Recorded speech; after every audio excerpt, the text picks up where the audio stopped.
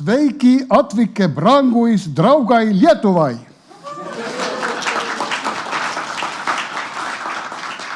How was it? Okay.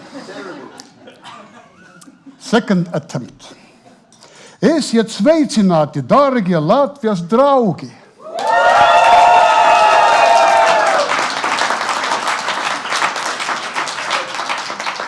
Rytis, my Latvian is better than my Lithuanian. Tere tulemast kõigile. Welcome everyone. And my special welcome goes to the millions of TV watchers in Delfi TV, which is broadcasted live in all 3 Baltic states. For a welcome word, we have a guest, President Kersti Kaljulaid. Welcome, please.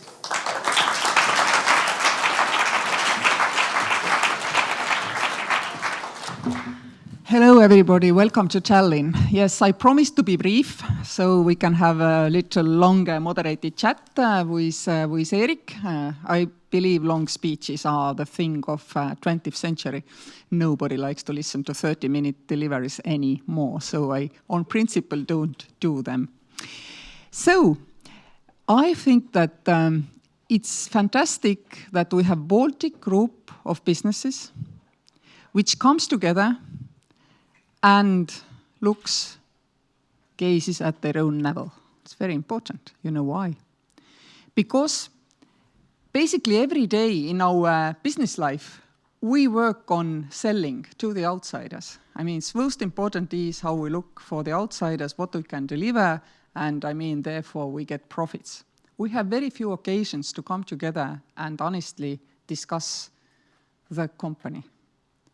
Yes, you can discuss the company with your managers, you can discuss the company with your board, of course you have to discuss it with your banks, you have to discuss with trade unions sometimes, but to come together and discuss how does it feel if you are in the middle of it all, everybody has demands on you, and you have to be the answer to everything. I think this is extremely important that we do this. And how actually to leverage the opportunities created by our business culture and business law to make this work easier for ourselves, the owners of the companies.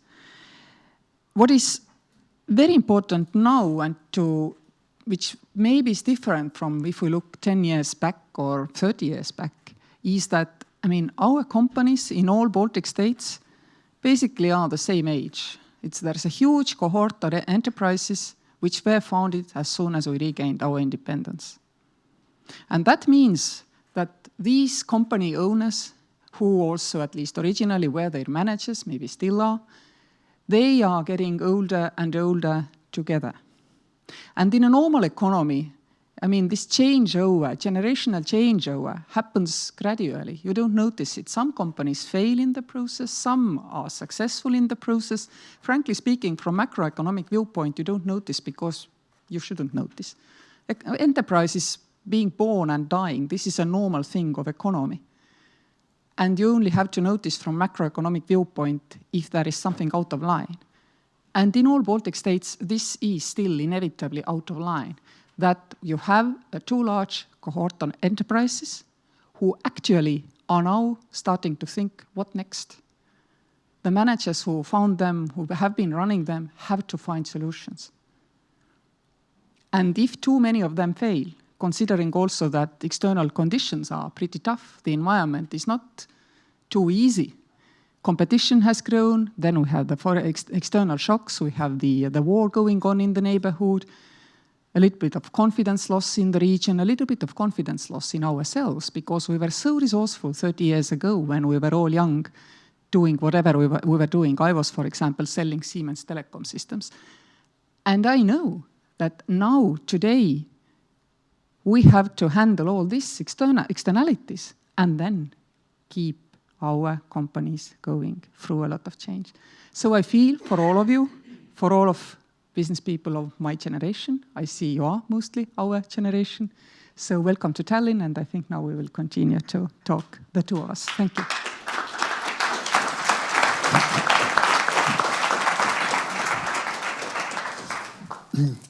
Thank you so much. Well, two main questions which are bothering our conference today. Number one is that it is clear that our business culture has to change. And by changing ourselves, and it's not easy, no one likes to change. What would you say to encourage these people, these business leaders? They still think that everything is order with their corporate governance and justifying it with the fact that it has been like this always. How do you see this? Well, I can respond with the words of one of my friends who I believe in 2002 came to me and said, look, I have this business and it's pretty good. It's Aktsiaselts Riho for those who are Estonian here, now Riho, and everything's going nicely. And I'm start to feel comfortable. Nobody's prodding me daily. And even if from the business law viewpoint, he didn't need a board, he said, I've decided to create myself a board. And I want people on the board who are from different sectors, from my own sector, who have been my clients, who might be my investors in the future, who knows. But I want people who are really tough and who don't say yes very easily. And I want you to push and prod me to take my company further. And at that point, Riho was a national enterprise. It later became international. It never grew too big and maybe also suffers a little bit from this age it is now. But basically, it's a good example how, the owner himself felt that he needs a trusted group of people who will help him to take right decisions. Because frankly speaking, you asked how we can change. I don't think I can change. But I can react to external signals adequately, still, even if I'm too old to change. But I'm able to listen to people, to their different viewpoints, arguing with them, sometimes, trying to prove my point.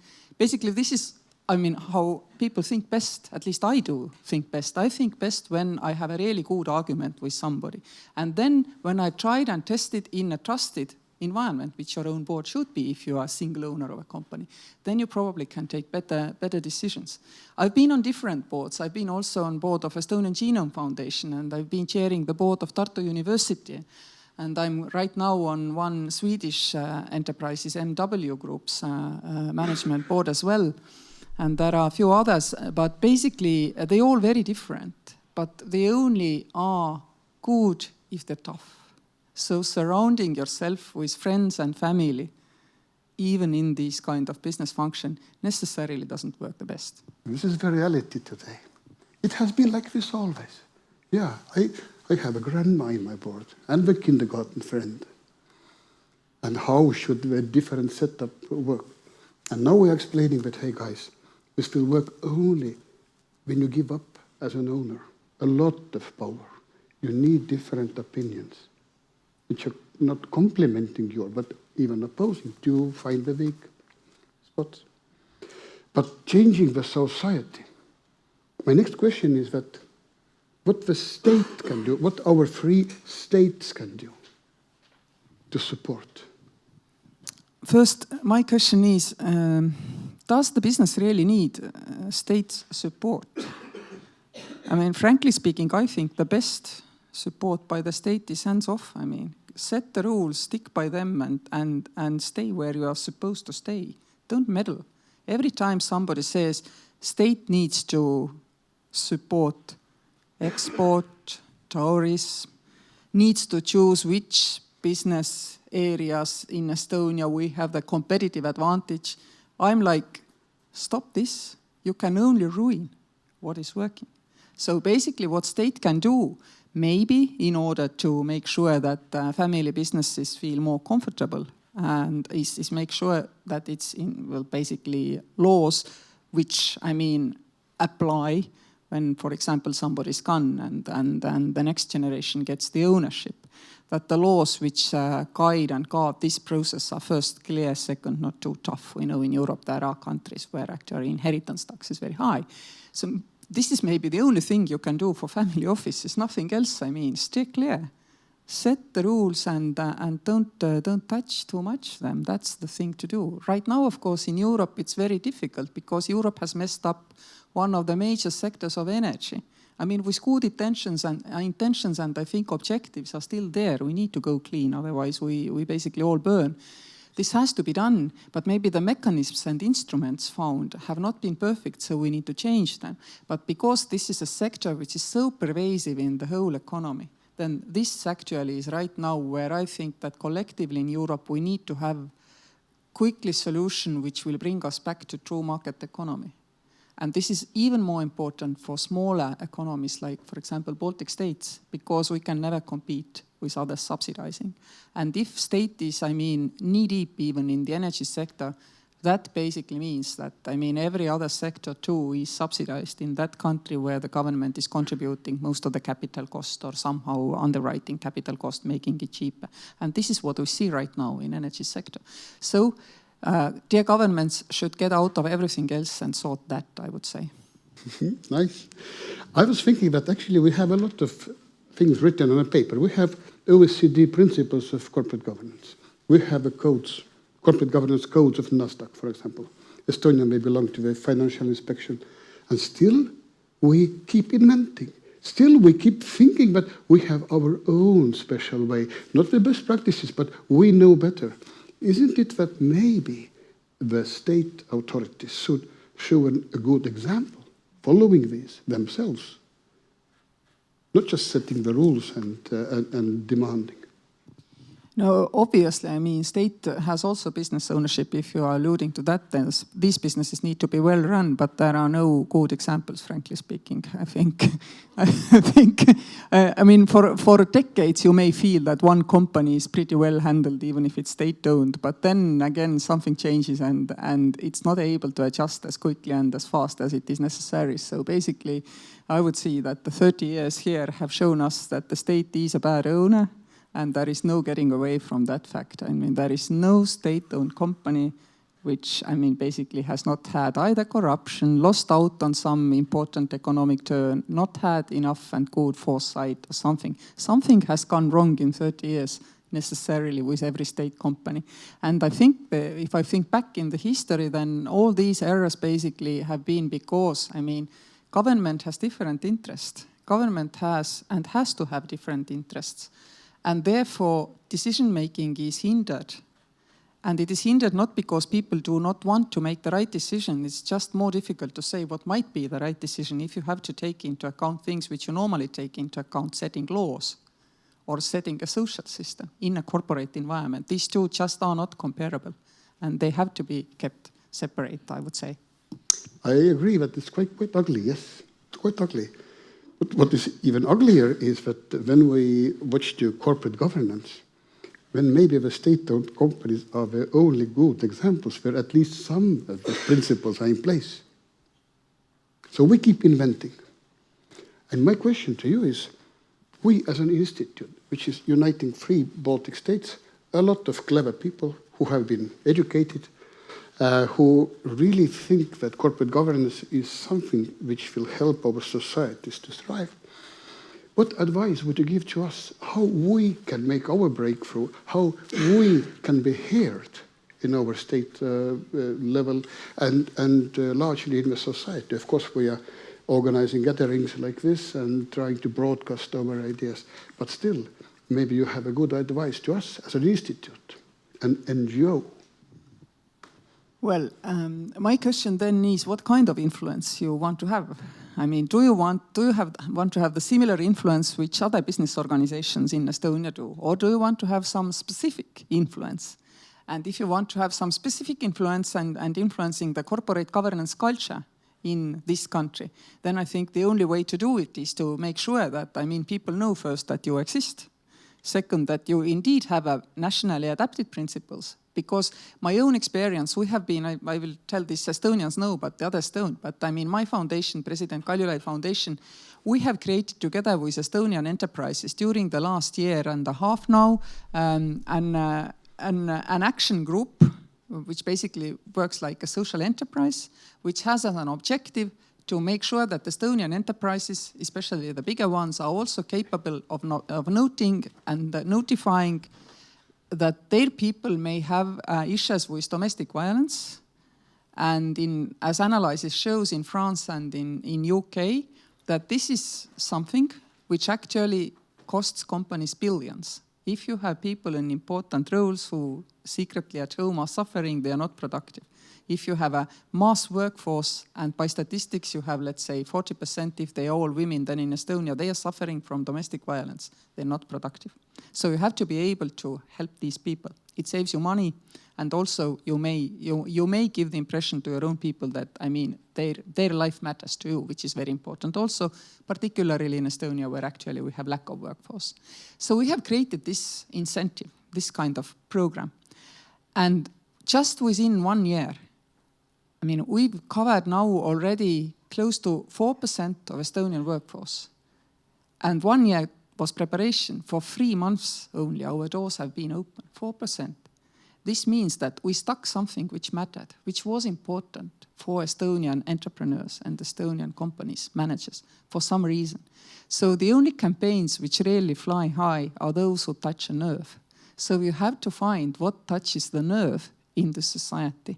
Why is corporate governance, for example, important for wider public? It's important because, I mean, if you don't have good governance, then probably you have pretty erratic development as well. If you don't have good governance, you risk to run into legal problems, tax problems, etc., which means that everybody is at risk. Not only your wealth, but also, I mean, you have employees, and they are at risk. So basically, it does matter to society. You have to find how you add value to the whole society, not only to your own community. And if you're able to broadcast that, then normally things fly. Problem is, I mean, first ideas might not fly. This is life. I mean, it's something, it may take a longer time. And sometimes, well, if I had tried to create this kind of anti-domestic violence Center for Estonian Enterprises 20 years ago, I mean, it would not have simply been possible because the society didn't think that was in any way important issue. Now it thinks it is important, and we do see that it is flying.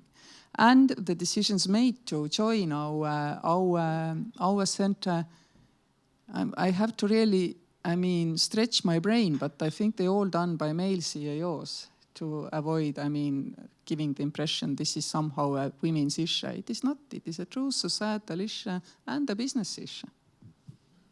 Thank you so much. It's well said. And we, as an institute, maybe the best example of this Pan-Baltic cooperation, we all thank you for coming, for these wise words. And please allow me to give you a small gift, and this comes from Lithuania. It's a scarf painted by famous Lithuanian artist Kersti. Wow. Thank you. Thank you.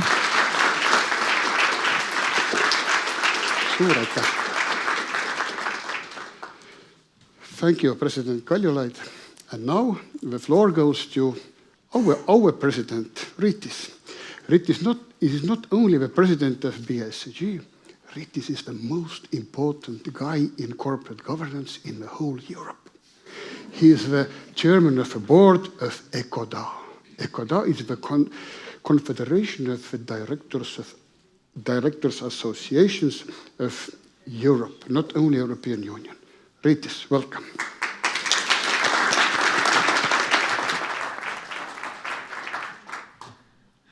Yeah, so it's great to see you all. Thank you for joining this event.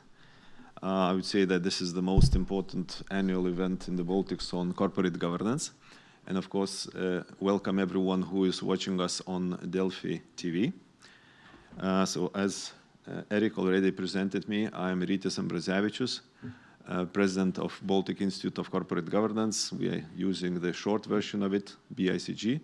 And also, I'm already 7 years on the board of European Confederation of Directors Associations. Is the most powerful organization in Europe related to corporate governance, uniting 22 such institutes as ours. And in terms of the board members, is close to 60,000 individual members or board members. So it's really the organization that European bureaucrats and others are listening to. So it's great to be there and share experiences. And I'm lucky already person that I'm already second year the chair of that board. My board has only 16 members. So can you imagine what challenge I have as a chair? Because usually when someone in the north is saying that we should go left, someone in the south of our continent is saying, no, the best practice is going right. And then I have to manage these different opinions and so on. So it's really great experience for me as well. And of course, I'm the professional board member for more than 15 years. And before I was in top executive position in different companies, usually some Scandinavian, Finnish, and so on, international companies. So I know a little bit about the good governance. Shortly also about Bicg, for those that are not aware. So we have been celebrating last autumn 15 years. And we are known mostly because we are educating board members, and we have almost 1,500 of them are educated, and every year we are educating more and more. And also we are very much engaged in improving or helping improve the legislation, regulation related to business, and specifically, of course, the corporate governance.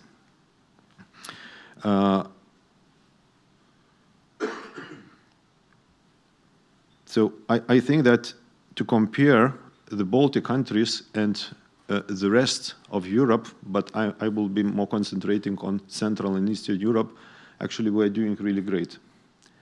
I know quite well the Balkan countries and other Central European countries, and we are really doing great in overall in business and in governance as well. Maybe more strong emphasis we are having in the public sector, means state enterprises and so on. But I would like to say that we should not, stop here. Maybe we are in position of the kind of pit stop, like in Formula One.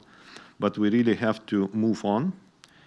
And actually corporate governance is specifically the area, the direction that we have to look forward and to use it, because it costs not so much, as someone said that, but not having it, you are losing a lot, or you can lose a lot. So I'm really thankful for all the business people that developed their businesses and contributed to our economies.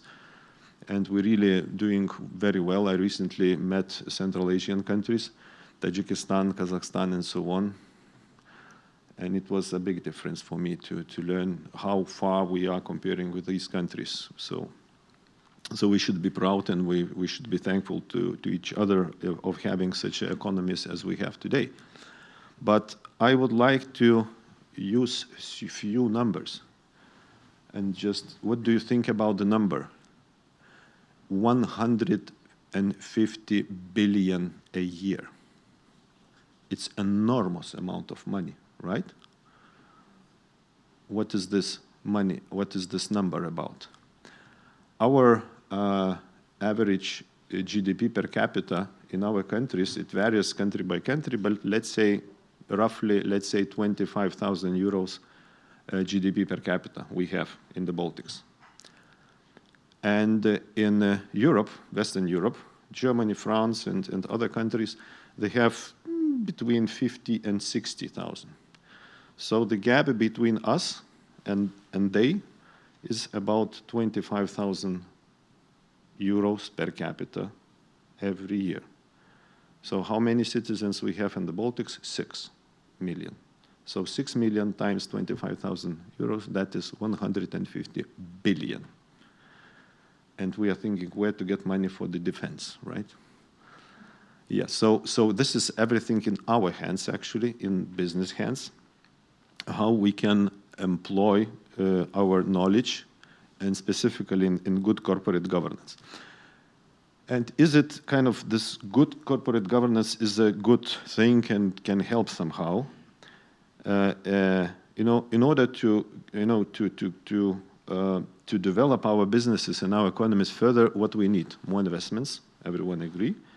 either local investments, foreign investments, then maybe listed companies we need more because we have to develop our financial markets. But what we need for that, besides the knowledge, we need trust.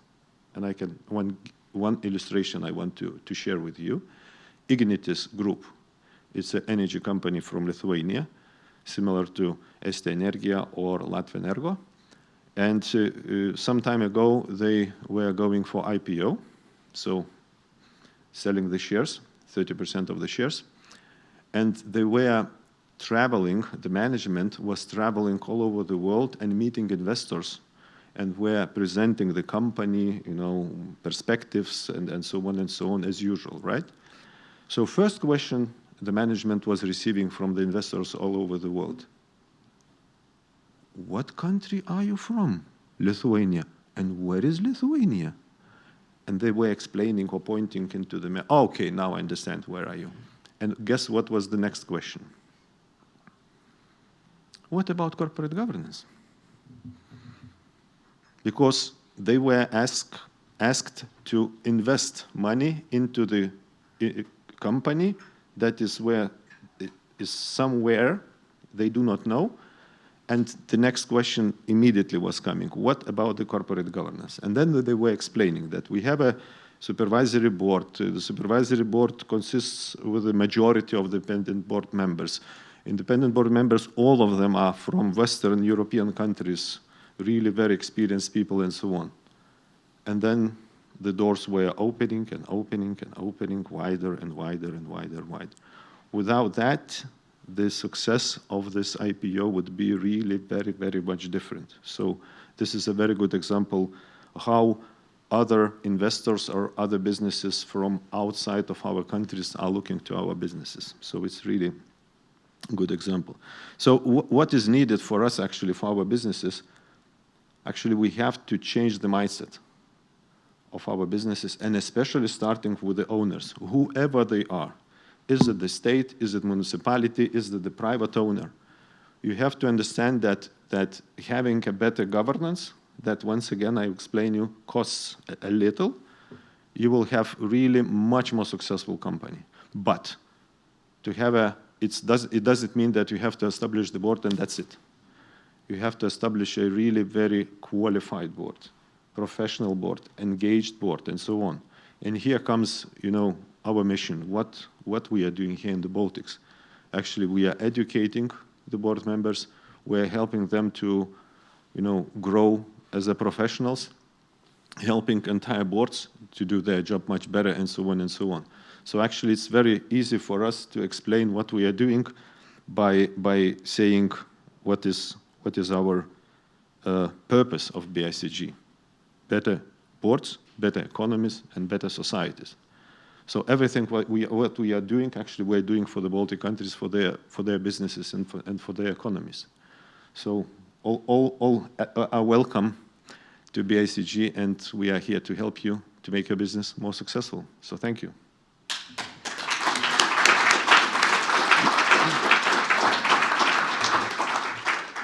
Ačiū, Rytis. Now it's a good time for a joke, right?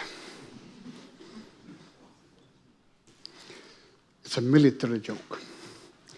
The generals are introduced to a supercomputer, AI. And, we are feeding the information to computer to get strategic answers. It's like terabytes and terabytes of information goes inside this machine, and the generals are waiting for the response. And after a while, the machine answers, yes. Well, generals are discussing what this yes might is. Type yes, ask yes what. And immediately it's written yes what, question mark. And now the machine answers quickly, yes sir.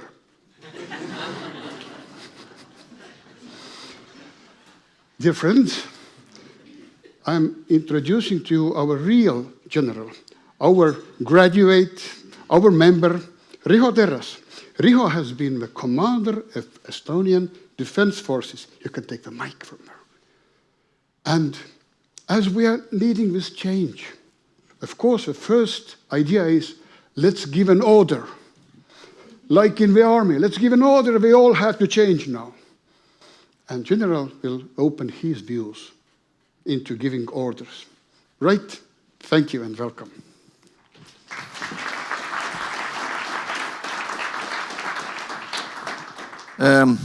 Thank you very much. Thank you for invitation. It's very honorable to be sandwiched between my president, Kersti Kaljulaid was president as I was chief of defense, and my prime minister, who is coming a couple of minutes later. And the president said that speeches of 30 minutes are the worst you can do. So that's what I was asked to do. So I have to try to entertain you the 30 minutes, but I would leave a couple of minutes for if somebody wants to discuss something on the end. And of course, as a general and as a NATO general, I will respond with a joke. And that is, there are people in Balloon and they got lost. And then they go down and there's a man standing on the field. And they ask, where are we? And the answer is very quick, you are in the balloon. And one of them said, all right, that must be a general staff officer. Why that? Because the answer was quick, precise, and absolutely useless. So there are lots of jokes about military leadership. And I was asked to compare these leaderships, military and cooperative or business leadership. And it is, if I made some thoughts myself about it, I found out there's none. Especially if there are people involved, then the leadership is always about the people. I've served 33 years. I have worked in now 5 startup companies, one of which was a little shop as I started, and as I left, we had more than 300 people working. And I've worked in the Ministry of Defense as a permanent secretary, so a civilian organization which had completely different leadership skills needed. And now I'm a politician. And quite honestly, I will not talk about what I experienced on the leadership in the politics in European Parliament. That would be another lecture and not that not that helpful. So why I say that there is not too much of difference is that that the leading of people is always something which needs a very special set of skills. We are all used to the American movies, and I think Erik inviting me here, he based his thoughts on that hierarchical military leadership, which we see in the movies like Full Metal Jacket or Few Good Men, etc., where the officers give orders and the soldiers follow them. But in these movies, normally, is not explained how it came to that. And the military leadership itself is in different levels, very different. The mindset of people about military leadership, what we understand from the movies and in the public domain, is exactly the low-level, risk-taking, quick decisions, leadership, which brings very quick effect, but this effect can kill people. And the decisions made in this kind of under pressure are completely different. But the military is not about only the NCOs giving orders to the soldiers in the SEAL movies or even in the real life, military is different levels up to the very strategic, and the skills needed there are very different. So we should really separate that. And then, of course, the military leadership in countries like the Baltic states, or Germany, where I've studied, or in Switzerland, it's all about mission command. It's a special word, mission command, which is actually very similar what business people do in their companies. It is leading people by giving a mission and not to telling people how to do things. And there's a different leadership. We see it every day in Ukraine from the Russian side. There's a leadership which sends roughly an average 1,000 to 1,500 people to the dead every day, they are not asking questions, because if they ask questions, they will be shot. And today I'm not going to talk about that type of military leadership. But we see the difference between the layers of the leadership today, also in the politics. Is everything broadcasted, right? So I'll get a good friend now. But yeah. So everything I say can be used against me. Last term, President Trump surrounded himself with experienced military leaders. It was a wise decision from the country's point of view. But he didn't think so. So he sacked them all. General McMaster, Mad Dog Mattis, all very experienced generals of army or marines who were very strategic thinkers, especially General Mattis, whom I had the honor to know, or whom I know very well, who has written a book about Trump's first term, who was the Minister of Defense.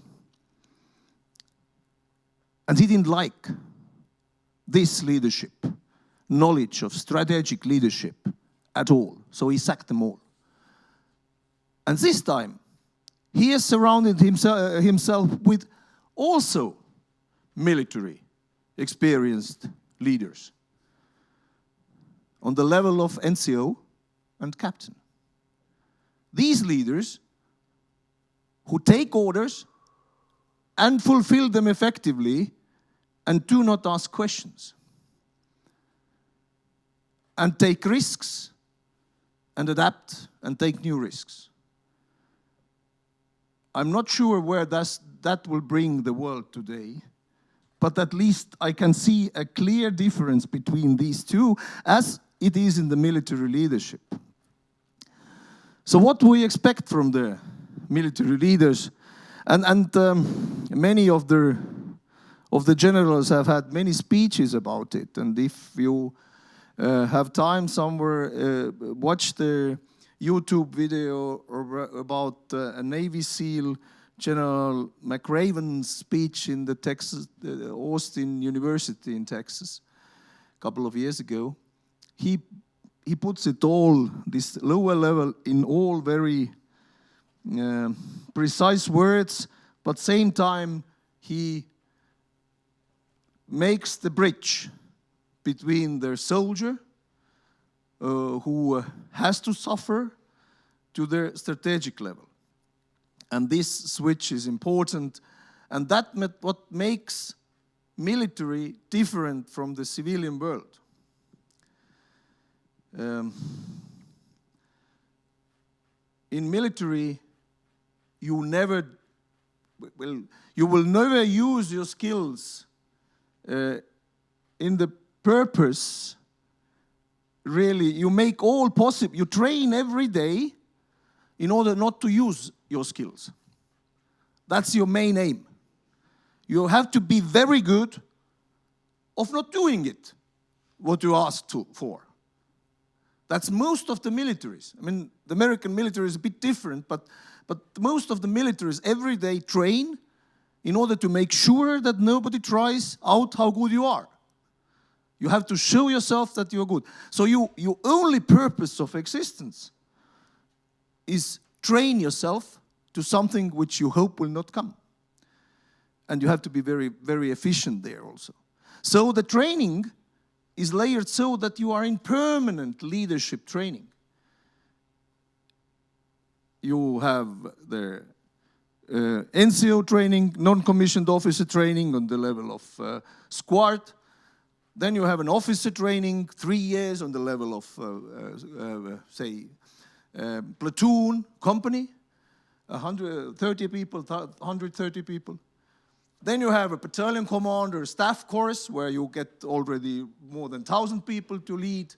That's all about leadership. You're higher to go, the higher you will get your leadership skills. Up to the 5th level or 4th level, which is then the strategic war colleges in US, UK, in Tartu also a small one. Actually very effective 3 Baltic institutions, so, which a remark. Anyway, so you are trained all the time to be a different leader. And if the military leader comes in uniform, every military, and doesn't matter which country, you would recognize what are his skills. What can he do? You don't know perhaps how good or bad he is in what he's doing, but you know his level of skills. By rank, say, comes in a major, you know, a rank, so he has been already in the staff course. So he already knows how to lead 1,000 people, roughly. Knows, whether he can do it or not, it's a different thing, and that's why some become generals and others not. But he knows how to do it. And then he has all different signs and badges and orders and things on him. And for the most people, it is just a nice uniform, fancy and a little bit like a parrot. But for the people who know, these badges tell you what schools you have been, what battles you have been, what wars you have been, and what level you have been experienced different things. And you know what you can ask from him, what level of knowledge you can ask from him. And they are normally not in competition, because almost everybody gets to the major or lieutenant colonel rank. And that is, I think, a very big difference to companies I have been at least, is that they're very good experts. But in the civilian companies, you have the leadership trainings separately. But your guys are all in competition. The main idea is to compete. Who is better, they will go further. Because not everybody gets that. And there's one big difference is, and that is in the military is possible but very difficult. You have to conduct a crime to be sacked. And that is a feeling which a military coming to a private enterprise is an uncomfortable feeling. That you can be given like 5 days notice or months or so and out. And the boss can take another one, which have perhaps better skills, better experience, or if it's better to the purpose. And this competition does not allow, in my opinion, the level of the teamwork which the Navy SEALs have in their first years of training. And why the Navy SEALs, Marines, or soldiers, or Estonian Scouts Battalion soldiers who had Veterans Day yesterday, are good in what they do in Afghanistan or Iraq and follow orders. That's because they have been training together years. They know each other perfectly. And they know the leader. The guy who gives them an order to die, and that's about the military. Military gives the order to go and kill and to go and die. Yeah, that's the risk. The guy who gives you the order to kill and get killed needs to be trusted. Otherwise, you will not go and do anything. So you have to grow up with it. You have to train together. And then, of course, in the situations where it's needed, you follow the order blindly because you know what he is, what he can do. Not like a joke about the Second World War, 43, young Italian, I like Italians, a young Italian captain comes out of the officer school and thinks, now I will change the course of war, we will attack and we will win. Jumps out of the trenches, and avanti, avanti. And the soldiers from the trenches, bravo, capitano, bravo. To avoid that, you have to earn a trust. They need to know you. And based on that, they will follow your orders. In the civilian companies, it is very difficult to achieve. The second thing, which is very big difference, in my opinion, is the focus on what we want to achieve. And in the private business, it is what? What is the main object? He doesn't like it, but what is the main object of every businessman, every entrepreneur? Profit, right? Yeah, it's all profit focused. Sometimes, more and more, customer relations. It's not very difficult in the military. It's victory. What is the victory? Defined is I have to be better than you. Better than you against the customers. Who is the competition? And that is for the military is difficult to grasp. In our company, we had, because it's the defense startup, not anymore startup, but it was a defense startup. So the decision was you need to have experienced military, experienced soldiers to sell the product. And then you find out on the big exhibitions that these very good soldiers, they are very good soldiers, they are telling the customers how many mistakes this car has still. Huh? They are honest. They are Estonian Lutherans. Yeah, they tell you. But we need to be Catholics by selling. But that is very difficult to tell a special forces operator because he kind of has never experienced that before, that he needs to tell something. He needs to tell only the good side of the thing, and the bad side will be experienced afterwards by the customer. And then he comes and jumps in the help, and then he is good in that as well. So, very difficult. Even worse, actually, are the scientists in this kind of enterprises. Because for the scientist, there is a thesis, and the answer no is okay. Yeah? Which company likes that you have a thesis, my vehicle will work perfectly well, and then he comes out and says, no, it doesn't. And he has spent all your budget on development now. Yeah? It doesn't work like that. And he can develop this thing years and years and years, and you want to sell it, but he says, no, there's something I need to do better, etc. So, very difficult also. There you need leadership. A military leadership to tell them, now stop, here is good enough, 80%. We sell it, and then we see if we have money for the next step. And that is very difficult to do. That I experienced also. One other thing which is different from the civil world to the defense world, soldiers are not very willing to innovate. They are, of course, some of the very tactical level, very innovative, but not always good. But they don't innovate because it's easier to use the things you have already today. And if you look at the very big money market today, it's the, well, Ursula von der Leyen announced 850 billion euros for defense. Not saying that it is, if you want to take loans, then you can take it. But that's another thing.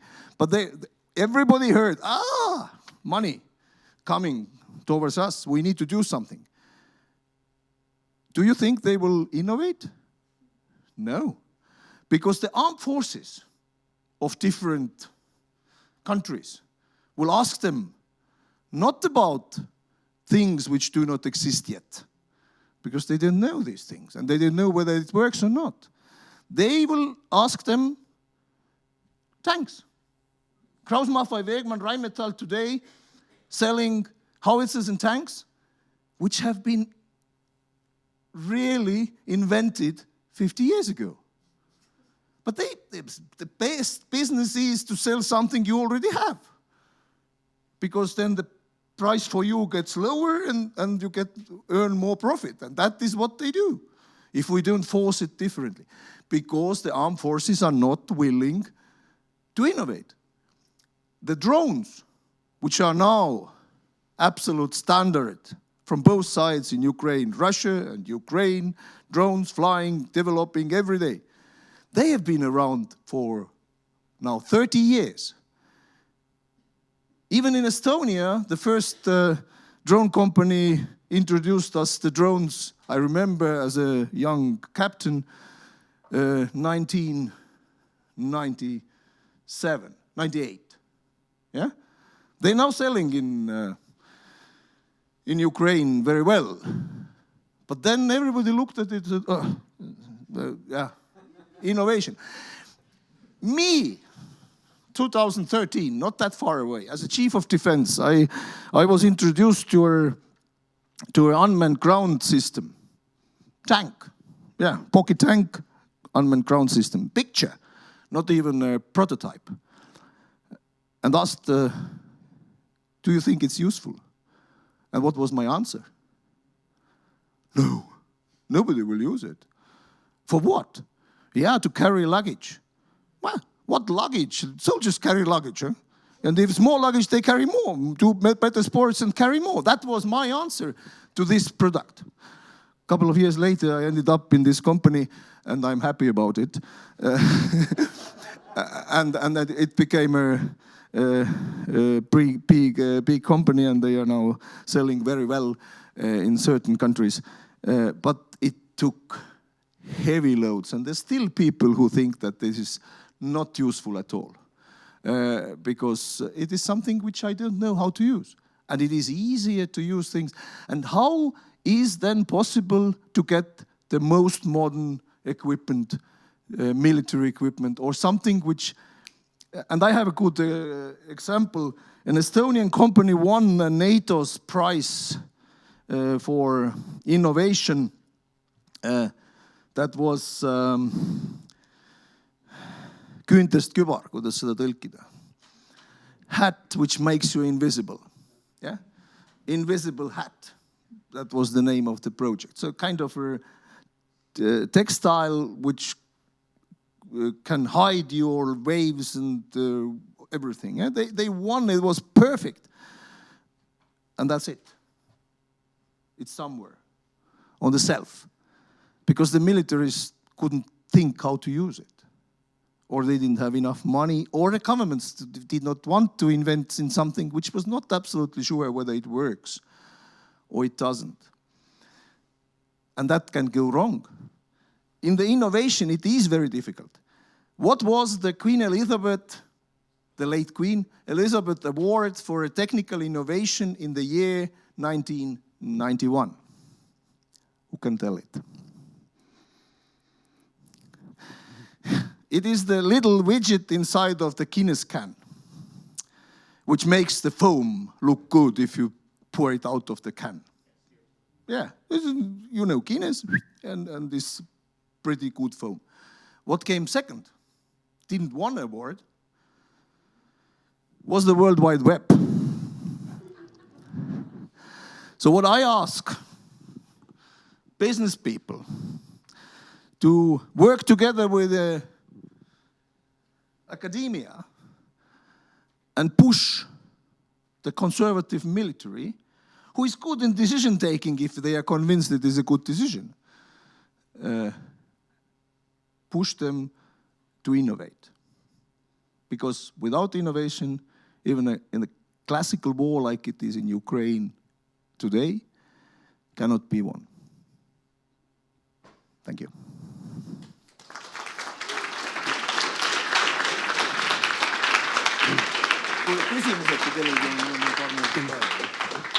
If somebody wants to discuss it with me, I'm ready. And if I don't know the answer, I still answer. That's what I learned in the politics. You're always 30 minutes late and you find out you are the first one in the room. General, we learned two things, that military command and corporate governance are quite different, right? And second is that if we want to achieve some change in the society, we cannot give an order. Yes. You can give an order, but then you have to convince the team to be followed. I really hope that it's so easy. Thank you so much for coming and sharing. Now, when going back to European Parliament and having a speech there, you will have the most beautiful tie in the Parliament. It is specially designed for you by famous Lithuanian painter Čiurlionis. Who has a 150 anniversary You now. see, he spent 150 years to design it for you. Yeah, very good. And I wear it in Lithuania, where I live, so they will appreciate it very much. Thank you, General. Thank you very much.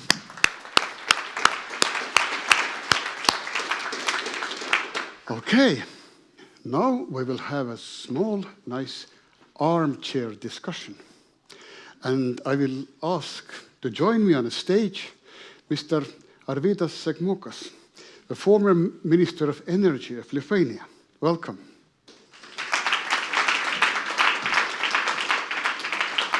And then Mr. Krišjānis Kariņš, former Prime Minister of Latvia. Welcome.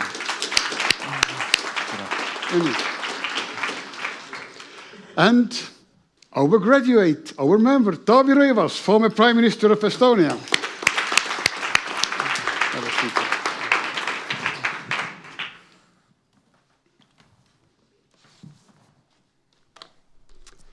Right. We made some preparations, and the topic is still the same. But as for interest, let's start with a small flashback.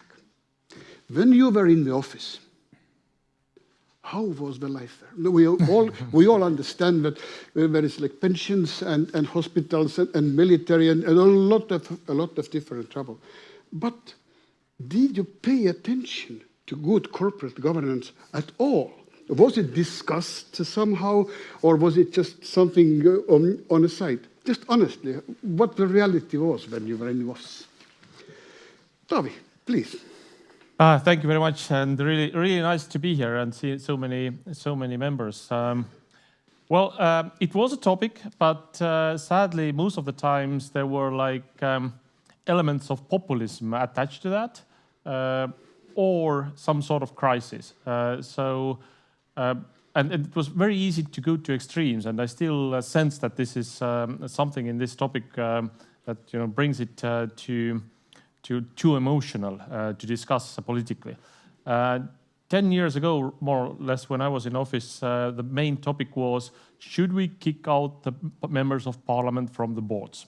So they were like, there was like this one evil, everything that was wrong was because there were members of parliament. Super easy to criticize, super easy to tell that, these guys get too high salaries, whatever. Whereas what happened next was actually kicking them out and then replacing them with maybe sometimes politicians that were not elected to parliament. So they're kind of, failing politicians. How is that better? You can do the math. I wish it would have been like more on the table, like in general level, and we just discussed with the more recent member of Estonian government. I think the things have moved in right direction, but there is still, I think, a lot to do and have this kind of general understanding at government level, which I would argue has not been in any Estonian government so far, that there needs to be owners' expectations for each and every company. What we want from this company, is it making profit or is it actually, flying somewhere from Tallinn, for example, or from Riga for that matters, or wherever. And then what are expectations to the board? How are they elected? How they consist? And then, leave, as President Kaljulaid said, this is leave it to them and to execute. Nice, thank you. Mr. Sekmokas, my Lithuanian friends told to me that you paid a lot of attention during your term in the office. You were really advocating good corporate governance. How do you see back? Well, we did have a different challenge than in Estonia, and we didn't have parliament members in the boards or CEOs. That was prevented by the law in Lithuania. But we had another challenge. Actually, Lithuania was very much dependent in the energy sector on Russia. We did have the highest gas price in Europe.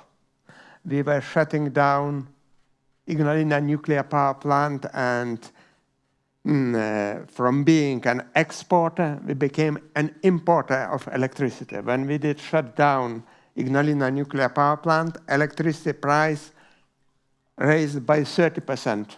That was a real shock. And we did have to cope with that. And that was not to be achieved by the ministry or by the government. It had to be achieved by the companies, energy companies, which were under the Ministry of Energy. And there was a necessity how to motivate, how to force these companies to do that, to move that way. And that was not easy because management was entrenched, old type of management. I did see that we need a tool, and the tool was proposed to me by Christian Kaas Mortensen, founder of, and he said, you need corporate governance as a tool. So we've started to implement boards in the companies, to select board members who were of the same attitude, of the same motivation to move forward, to change CEOs, to change companies. At that time, there were no trained board members, or they were actually volunteering to do this job. And they did it. They did, and we actually beginning of this year, we achieved our goal.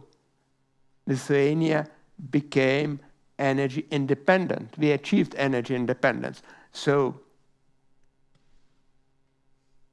corporate governments, good corporate governance practice led us to achieve energy independence as a tool, not a silver bullet. It's a tool, a management tool. And if you use it in a wise way, if you indicate ownership when using it, if you indicate competence, and if you show leadership when using this tool, you can achieve great results. Thank you. Got you. Mr. Kariņš, from Latvia, the recent news is that the current Prime Minister thinks about that boards are too big in SOVs, 2 members is enough, and etc.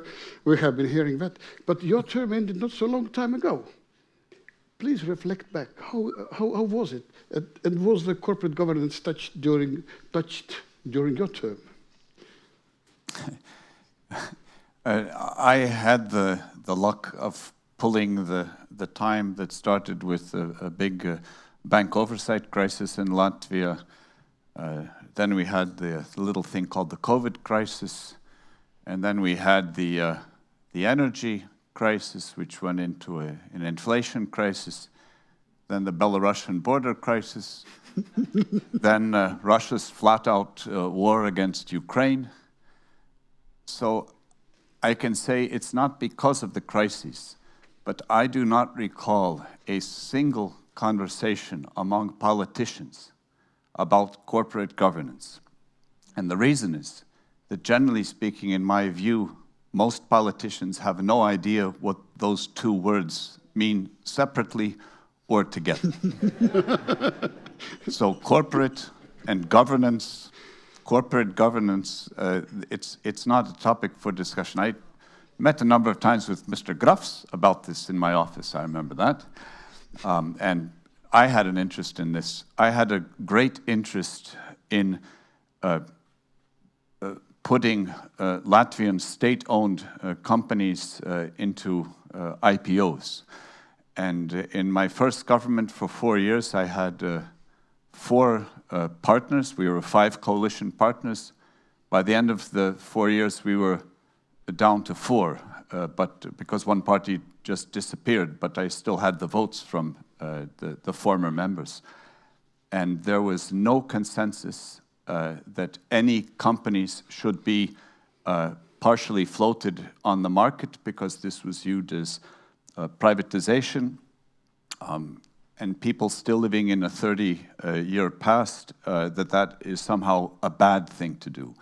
No one wanted to touch it, but I think the real reason why no one wanted to touch it is because every state-owned enterprise is under the watchful eye of some ministry. Mm-hmm. And the oversight of every ministry is under the watchful eye of some politician who has many friends in his or her political party.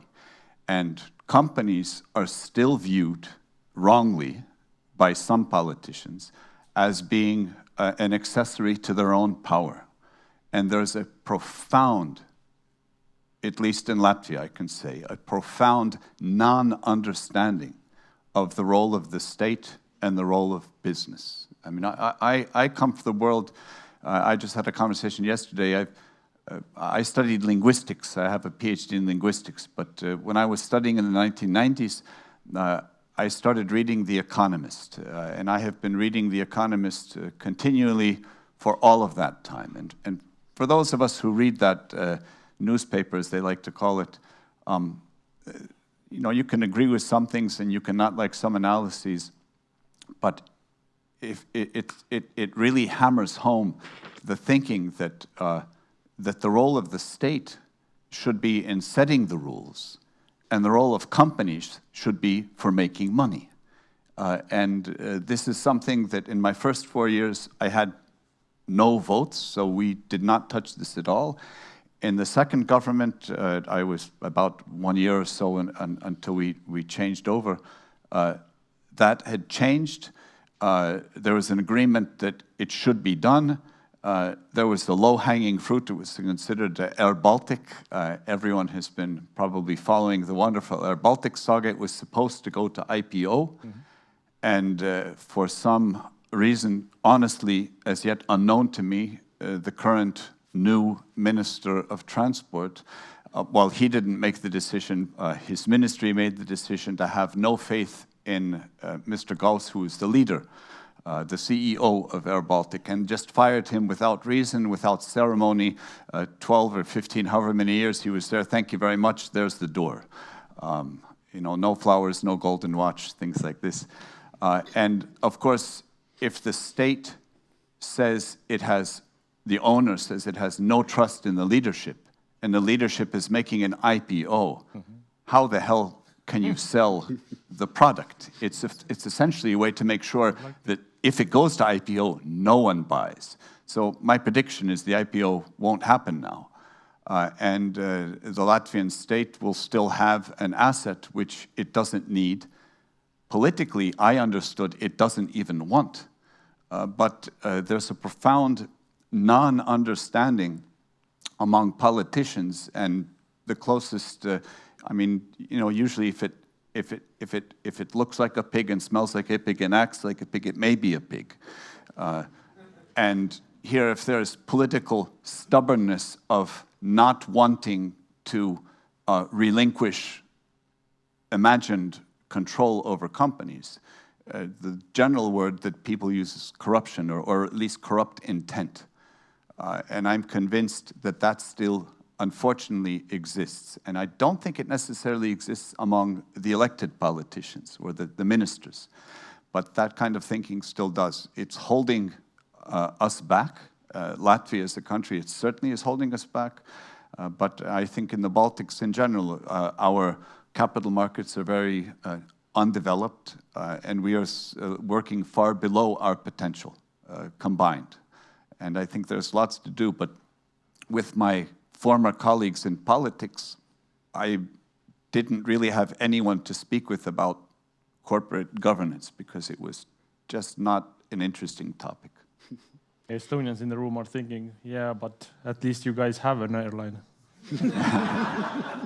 It's actually, it's very much to the topic, and I think it's like the elephant of the room, in the room for many Estonians, because we have managed to destroy 2 airline companies and actually repeat the mistakes. So let's be very frank. I think because I have not been in politics for 5 years, and I don't plan to be elected at any time ever to any office. I can honestly say that this has been a clear leadership mistake. And if we look at from the by the book what we have all learned, all of those who are alumni, then first thing, okay, our airline Nordica had the owner's expectations. It had, yes, but it was all basically empty, like all useless. Like you are in the balloon, basically. Have good corporate governance, earn some money if you can. When we created Nordica 10 years ago, they had one job: fly to and from Tallinn. And if this is not stated in the owner's expectations in writing, we cannot assume that anyone we put to this board, they kind of think that this is a good idea. They just said, okay, but let's choose a guy from Sweden and to be a CEO, and let's start flying somewhere in the Sweden, like from Stockholm to North Sweden. Like, why should Estonian government own this kind of? I know the Latvians think the same. Why should we fly from Estonia? So I'm sorry, but for us it's totally different. With Air Baltic, please keep flying. It's very important. But anyways, I think it was a clearly leadership mistake, and you can't blame only one instance. Maybe there was. I think that every level there was mistake done. Government or the Minister of Economy did not state that fly to and from Estonia. Secondly, board level, clearly strategic mistakes, but let's not go to every detail and so forth. So I think if there would have been a good corporate governance in place, that would have been probably avoided. I think maybe it would be not profitable, but as we discussed multiple times with Erik, who has his own very good memories from Nordica, we have discussed this topic a lot, and we both agree that if a government wants to make money, then start a casino business. You don't need to there's or bank. Yes, you don't really for earning money. There is better ways than starting an airline, I'm sure. But I mean, if I may, with Air Baltic, I think one of the reasons, in my view, that it's been a quite successful airline in spite of everything is because for many years we had an understanding in politics to not get involved. Mm. When I was Prime Minister, we would listen to the board and the management of Air Baltic, I don't know, 2 or 3 times a year. They had all of these plans and how the plans were fulfilling. We look at the numbers, we look at the charts, we'd ask a bunch of questions. We'd ask them if they wanted money from us, and then the conversation ended. That is, we let them develop as a company and stayed away. We had one important condition, of course, that Riga remains a hub. That's important for everyone. I forgot to do. And also, in looking at the IPO, that was already when I was Prime Minister. That was the condition that we said that whoever and however it's sold, there has to be a condition that someone doesn't buy Air Baltic, say, Lufthansa, and then uses that as a feeder into Frankfurt, losing the direct flight capability. And now, in my view, what has changed is that all of a sudden the government is now involved in the company and has an opinion on whether the director, the CEO, is good or bad. Well, why should the government have an opinion or act on an opinion, what they think about the CEO? They have a board who does that. And especially troubling, a new minister who just became minister, still wet behind the ears, and then this decision is taken. And if the minister was not involved, that's bad. If the minister was involved, it's bad. I mean, how can this happen? And it seems that the problems, the way I see it, always start with these enterprises when the politicians get involved because they think they know something that actually they don't know. Yeah, I fully agree. I mean, this is not up to politicians to decide whether it's better to fly to hubs or fly direct. These are things that is very airline specific, and industry specific things are better left for professionals. But what I think the politicians should decide is, flying to and from Tallinn or to and from Riga. This is kind of like important, and maybe also some sort of tolerance of, some of the things are restricted by European state aid rules, but in principle that, okay, we are fine with like 5 million, 10 million minus or whatever.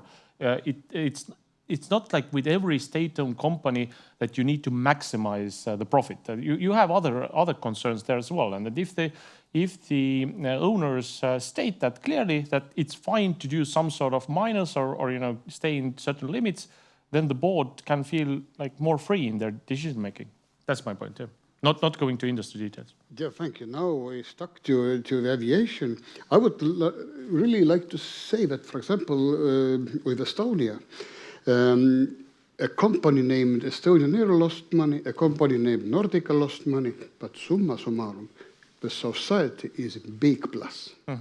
So that's the trick. Absolutely. So that's why I'm saying, if you want money, establish a casino. But let's take a wider picture. We can leave Mr. Gauss alone now. And I have a question which I am asking not too seriously. I understand what can be the answer. But it's like something what is really, really making me think why it is so. But, for example, when we have some European directive or regulation, we fulfill it all. We do it all by the book. We are among the best. And of course, I understand that this is mandatory, but still. And when we have a good corporate governance recommendations by OECD, where we all are members, we keep ignoring. We keep being not interested at all, and we still continue as we did, and we invent our own system and style. Why is that? Mr. Sekmokas, maybe you have a view. Why we are not taking the knowledge what is there? Why we're still keeping our not so good traditions and we keep inventing? Why so? If I may, to start with a joke. Welcome. There was a good company which was producing drills. Very good titanium or what other metal composition drills, and it was excellent drills, but they didn't sell much, just few. So they asked consultants what we should do to sell more, to be successful in the market. Consultant asked, what are you selling? Well, drills, of course. So we are selling the wrong thing. What should we sell? You should be selling holes instead of drills. And because people doesn't need your drills at all, they do need holes.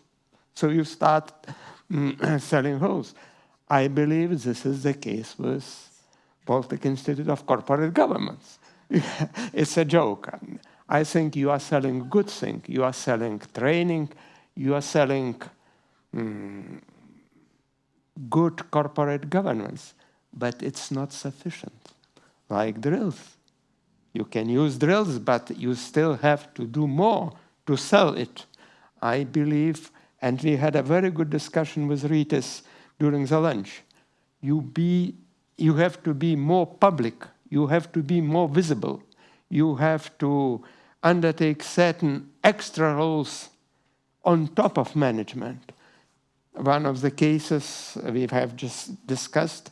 In Lithuania, a CEO of Ignitis, the largest public company in Lithuania, is being accused of misdoing in threatening criminal investigation. And he is the brilliant, one of the best managers in Lithuania, maybe even in the Baltics. And he is accused by top officials.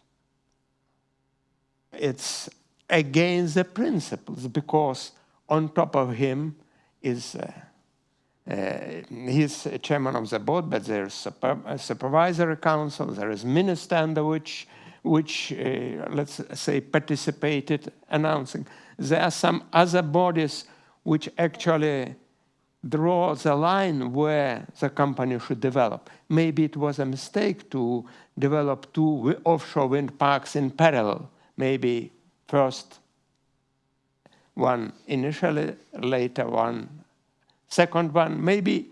But this is not CEO's responsibility. This is decision which should be approved or was approved by supervisory council, by the minister.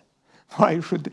So one of the rules, I assume, it could be institute's role to safeguard good managers, good CEOs, that they shouldn't be accused like Mr. Gauss by politicians, which when they actually themselves are responsible for certain mistakes or misdoings.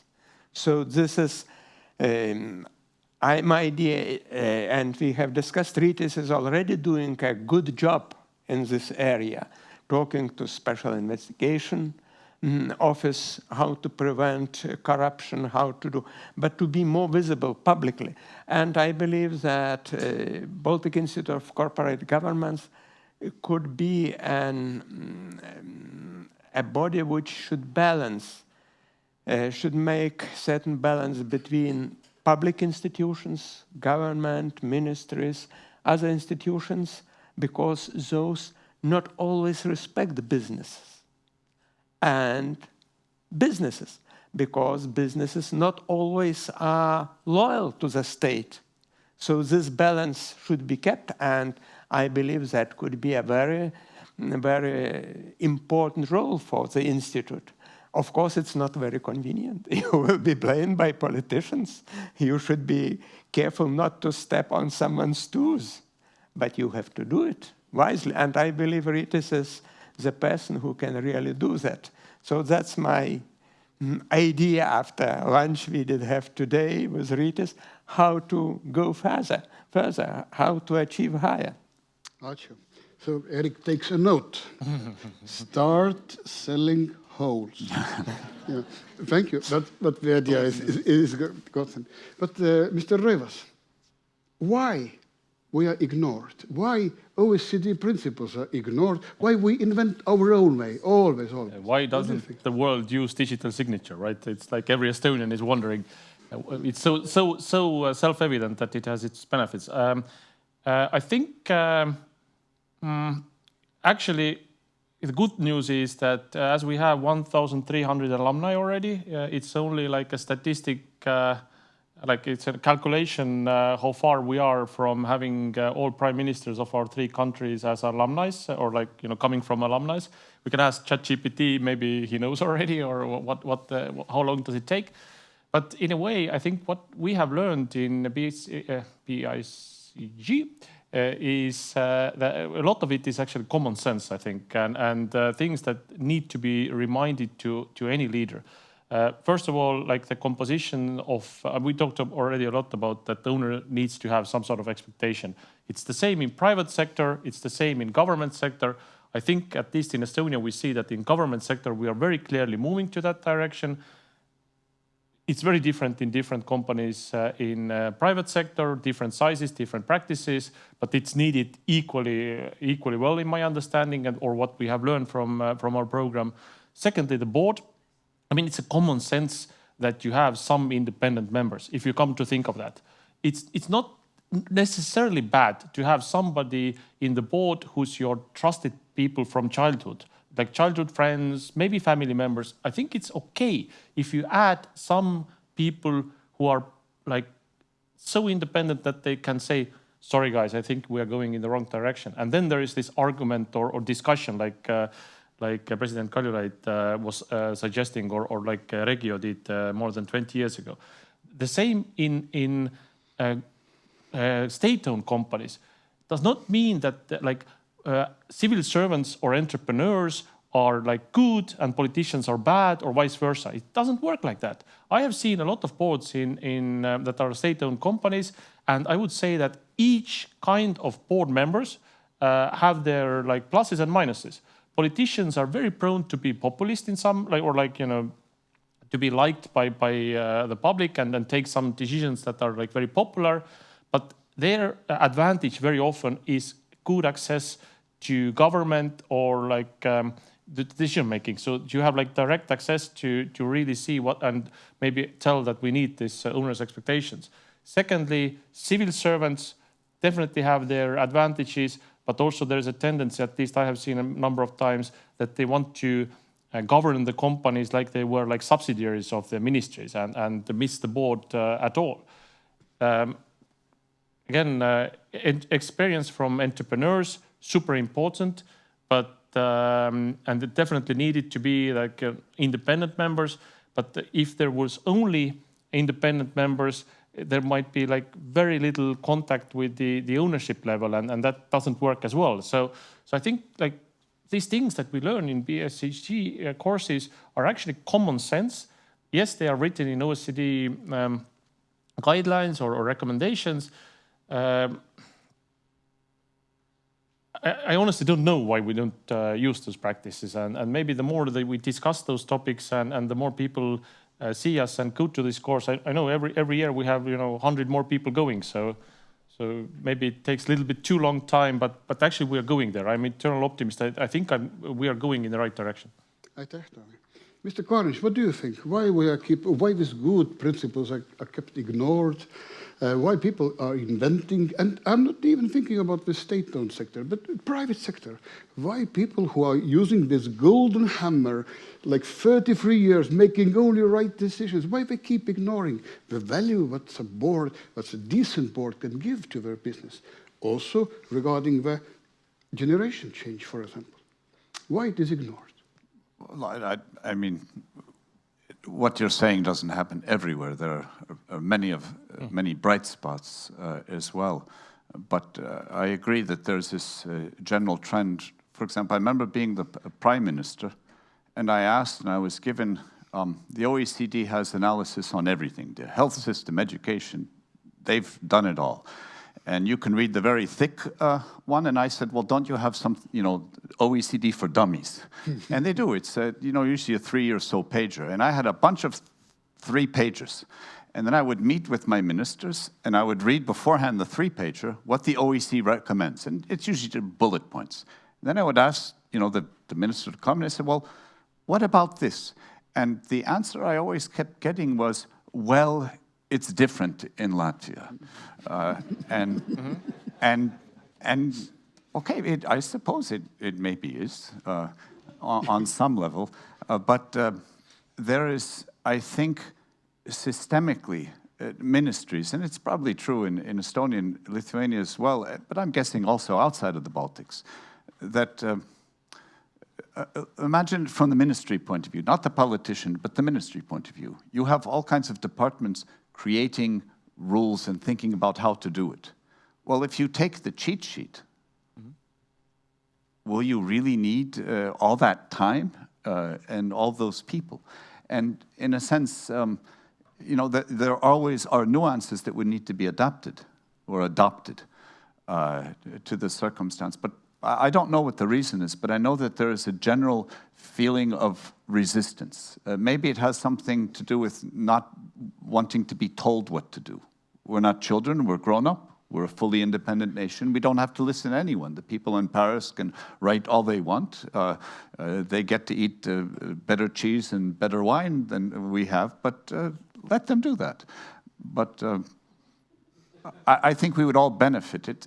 It's like with I mean, I thought a lot, the past couple of days about what Bicg is doing, and you're having, what I understand, I've not participated in wonderful courses, 1,000 or more people, and it's great.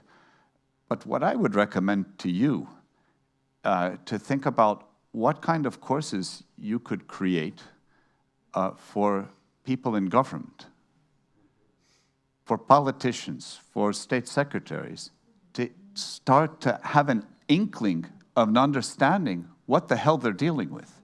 Because they're dealing with things that most of them don't understand. There's no system for them to learn. And can you imagine a minister admitting, I have no idea what I should do with this enterprise? Politicians don't. Who said, you learn to answer a question even when you have no idea what the answer is. You just do that as a politician. So that there's, it takes a lot to admit I don't know. Mm-hmm. And sometimes I think when we're new nations and we don't really want to admit that we don't know, but it's okay to admit that you don't know. I remember this is one of the first lessons I was taught at university, that the only dumb question is the one you don't answer. Don't ask. You don't ask, because if you don't ask, then you'll never know. And remember, everyone at some point didn't know. All of us didn't know. And now that I'm outside of politics, I'm really amazed at how much I don't know. But that's the beginning. That's the beginning of actually finding out the answers. So make a course or so for the politicians. I think it would be well worth your enterprise's money to do that. Tell the politicians it's free. They'll like that. Give them a little bit of food. They'll like that more. Mr. Kariņš, I have news. Actually, we have a program called Civil Servant Education, which is completely free of charge. Okay. Which goes already third round in Lithuania, second round in Latvia, and is very, very popular. This is designed for civil servants who are the employees in the ministries and who are influencing the state-owned companies in one or the other way. Now I have a wonderful story for you. I was approaching Estonian Ministry of Finance. So we have this thing, we can offer you free of charge course for all civil servants. Guess what the answer was? If we need you, we will make a tender. We have a tender for everything. But Rytis, maybe we can think about this. Tender for a free course. Politician education as well, yeah? Right. Okay, but still, let's come back to this guy who needs to change. We are asking people, can you please change? And can you imagine that actually the issue that we have in corporate governance, it's like one story is that it's not paid attention because it has been like this all the time. The second issue is that there is a guy with a golden hammer. This is the founder who founded the company 30 years ago, 33, 34 years ago. He started as a secretary, as a transportation worker, as a manager, everything. And now the company is big. And he makes the decisions. And the board is there only because it needs to be.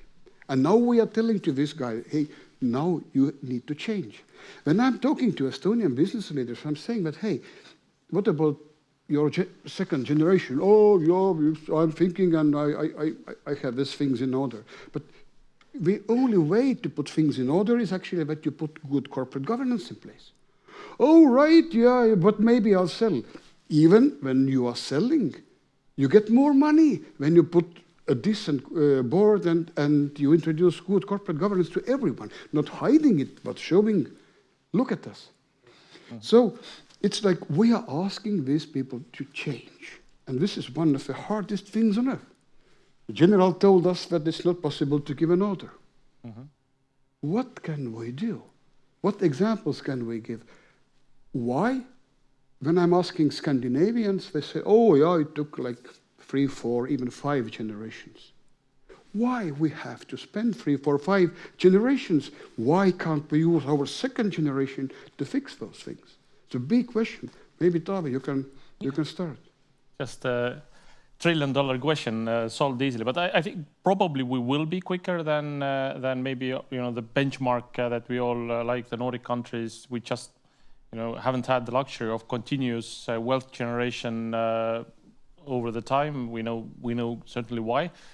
I think actually what the General Terras was referring to as different layers of decision making. I think it, like, to some level, is the same in corporate life as well. If you start a company, you need to do everything yourself. As you said, you are the secretary, you are the logistics guy, everything. And then you grow to next level, you need to start managing people, then next. And those companies, it was just yesterday in an interview by one Estonian businessman said that any businessman in the Baltic states who has started in the 90s and still is doing great business is a legend, because this has been, what a journey over those 3 decades. But if you have reached to this level that now you have maybe hundreds, maybe thousands of people to lead, then it's of course very difficult to be so stable genius that from each level you are super well performing. So of course it makes sense to have a professional board, but then again, if you have managed to create this kind of company and reach this level, then I can definitely relate to this thinking as well, that I did it and I can, why should somebody take it from now? Because I have created that. So I have been able to lead it to this level. So it's a difficult question, but I highly recommend the Bicg board membership course to anyone, be it entrepreneur or aspiring entrepreneur. I think it really helps you to think through these kind of things. And I see also in our course several people from private sector boards thinking of succession planning. It was really helpful, I think. And going through this course, I also recommend to the successful entrepreneurs, not only board members. Mr. Sekmokas, what do you think? We are asking these people who are really like legends, like David told, no, you have to change. You have to give up some of your roles, at least. Because the biggest tragedy, what happens always in corporate governance, is that the roles are not in place. The big owner, one day he's a bit owning, second day he goes to the board and interferes there, and then he's managing as well. So what is your view? How to address these people? How make them understand? Because our economical wealth depends on the success of these people, actually. They built the economical miracle we are here during the last 30 years. Hats off. And now we really want to help. What's your idea? How we should approach? Well, I think this is a very important question, and it's not easy to answer. But first of all, we probably should have in mind that it's impossible to change another person, to change another person's mindset. No way. People doesn't change if, like in the military, if you are forcing. The only way to change someone else is to start from yourself. Change yourself. Adapt to the thinking they have. Like Mr. Kariņš said, well, in Latvia we are different. Just ask, what is the difference? Just please explain why it is different, and don't neglect that. There is a difference. Why there are actually 3 corporate governance models, Anglo-Saxon, German-European, and Japanese. They're different because business culture is different. Of course, these 3 are general, but I've been on the board of Nordic, Scandinavian companies, and it's different from business culture in Lithuania. Japanese business culture is much more different. In each country, in Lithuania, Latvia, Estonia, there are certain differences. Probably we should take into account. Of course, we should use same principles, but we should look into the details. What are obstacles? Change our thinking, not forcing them to adapt. Find out why they don't know in each particular case. Probably one case they don't want to be transparent, then some medicine is necessary, maybe quite unpleasant medicine. In some cases, education, and we are offering education.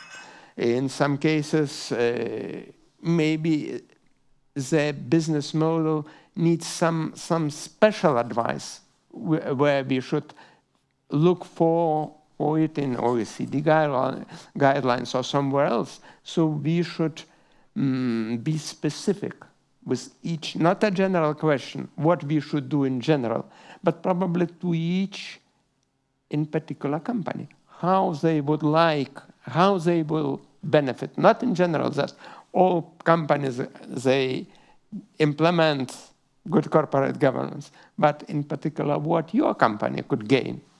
That's maybe one of the answers, not the final, of course. Archer. Mr. Kariņš, how do you see this? We are asking this really, really successful and good people, legends, to change. No, and not only this, just stop inventing and stop listening what is written down around. And of course we are all very special and different, but still. What's your philosophy? I don't know.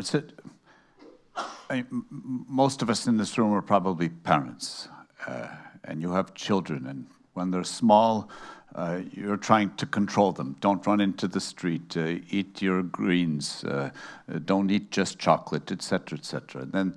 And then they grow up, and I think if you're a good parent, you had in the back of your mind, even when they were little and making a mess, is that you want this wonderful person to grow up and to be independent. And some have the fortune or unfortunate, you know, your kids should be independent and they're still at home, and you want them out. But the point is that control and creating independence, I would imagine, I had a small company that I sold when I went into politics, and I think for someone who's created something for 30 years, it must have a little bit of that parent feeling. And letting go, I think, is one of the most difficult things for us as people to do.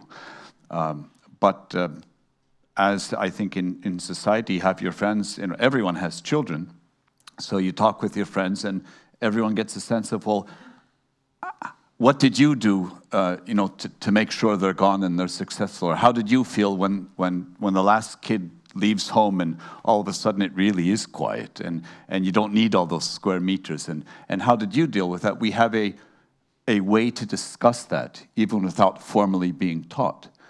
But then what is the way for owners of companies to discuss this? Are there owners clubs? Maybe the Bicg could do, you know, because I think it's something that needs to be brought to the attention and to think about that. Just as a side note, I've a little over a half year since I left politics. I'm an advisor, a senior advisor at a company called Kreab. Kreab was founded in 1970 by one person, Bicg Emilsson, a Swede, and he's still the sole owner of the company. He's an energetic man. I don't know his age. He's older than I am, and I'm 60. He has a role now. There's an oversight board. He's on the board. He's not the chairman of the board. And what I've noticed within the company is that he doesn't have, shall we say, an active day-to-day role. And when I came in, there's a new CEO, a guy much younger than me, who headed one of the offices. They have some 20-some offices. They turn over some 60, 70 million a year, and their only cost is salary. It's a people company. It's quite successful.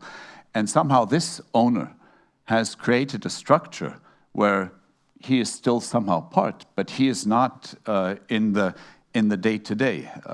And the current chairman of the board was the former CEO, and so and also a little older than the current. So that they somehow have this structure, and how he figured it out, I don't know.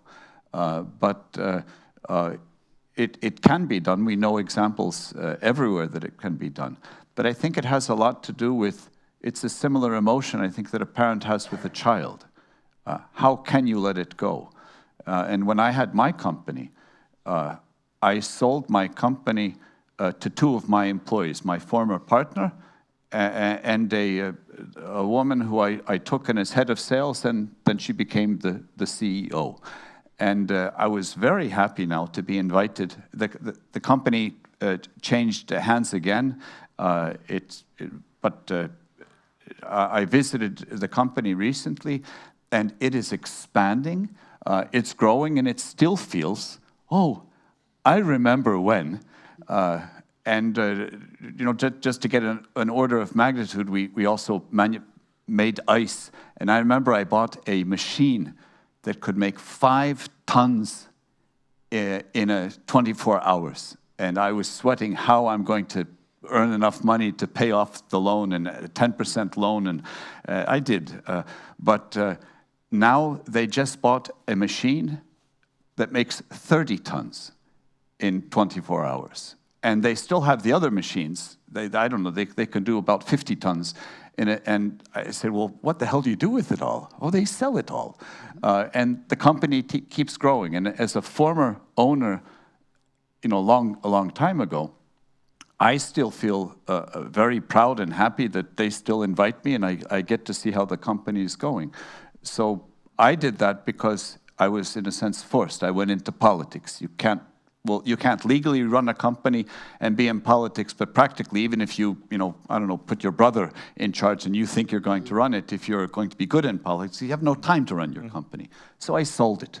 Circumstances forced me. So it could be circumstance, but maybe a way to help to instruct or to teach these fantastic owners who have created tremendous wealth how to let go. Because society helps to teach us how to let go of your child, but there's nothing really that teaches us how to let go of our companies. Except Bicg. But if I may, just very briefly, listening to what colleagues have said, I think we might explain it also in this way, that you're not giving the company away. You're not like giving the leadership even away. You just like invite some advisors to you, because you are still the owner. You can still call the shots, and you can still guide the board, or like, you know, overrule even if it's your call at some if it's needed. But think of it like this: that the independent advisors are like, or board members are like advisors that are bold enough to give you different views and argue with you. And taking it back to like political experience, in my youth I was advisor to my predecessor in the Prime Minister Andris Ansip, and he's known in Estonia that, you know, he's very determined and always has like one truth, or never like, you know, lets anyone to argue with him.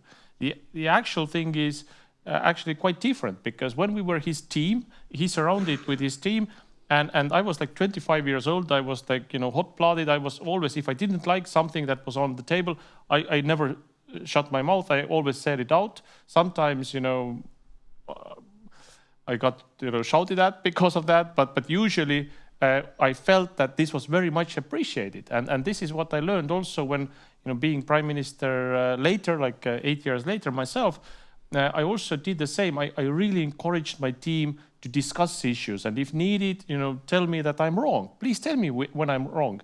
And we have also seen in Estonia government leaders who like to surround with people who are only saying, yes, you are absolutely right. Yes, and you look very good today, and you are absolutely right, and your sound is your voice sounds very, very good. Yes. So maybe it's one way of like advising the owners of successful companies is just to, you know, have some external advisors, you know, as independent board members, and see then if your decision changes. And if it doesn't, Very good. Yeah, If it does, start. yeah. Start doing. To reflect to Mr. Kariņš and the story of a former CEO as a chairman of a board at the moment. In the school, what we are teaching them? That the place of a former CEO is not in the board. Why? Because he will dominate the discussion because he knows everything about the company. He will not let the discussion happen at all. And also, he will pay big attention in justifying his old decisions. So we are saying that the good place for a former CEO is in some other board. But this is as a fun fact for you. Okay, as our time is soon up, let's please go back to the office. But can you imagine that one day you will be again a prime minister, a minister? Thank you, no. And some institute now wants something. I'm waving to Mart, who was in office just a couple of months ago. He was so good in ignoring me, right?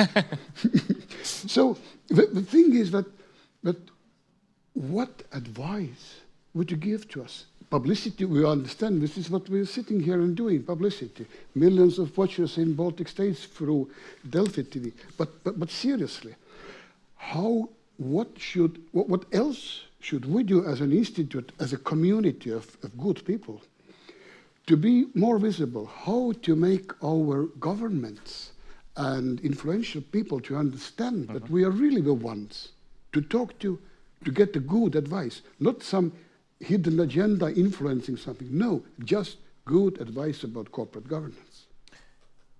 Well, if I may start, I mean, it's true that on any prime minister's or minister's table, there is like million things. And this is, I would be lying if it would be different. And Prime Minister Kariņš was like reading all the crises. The bad news is it wasn't much easier 5 years before that. It was, first of all, the war in Ukraine started 2014. Then we had migration crisis. Then Greece was almost going bankrupt. Then we had Brexit and so forth and so forth and so forth. And there's always some major crisis, which doesn't mean, of course, that you shouldn't deal with corporate governance.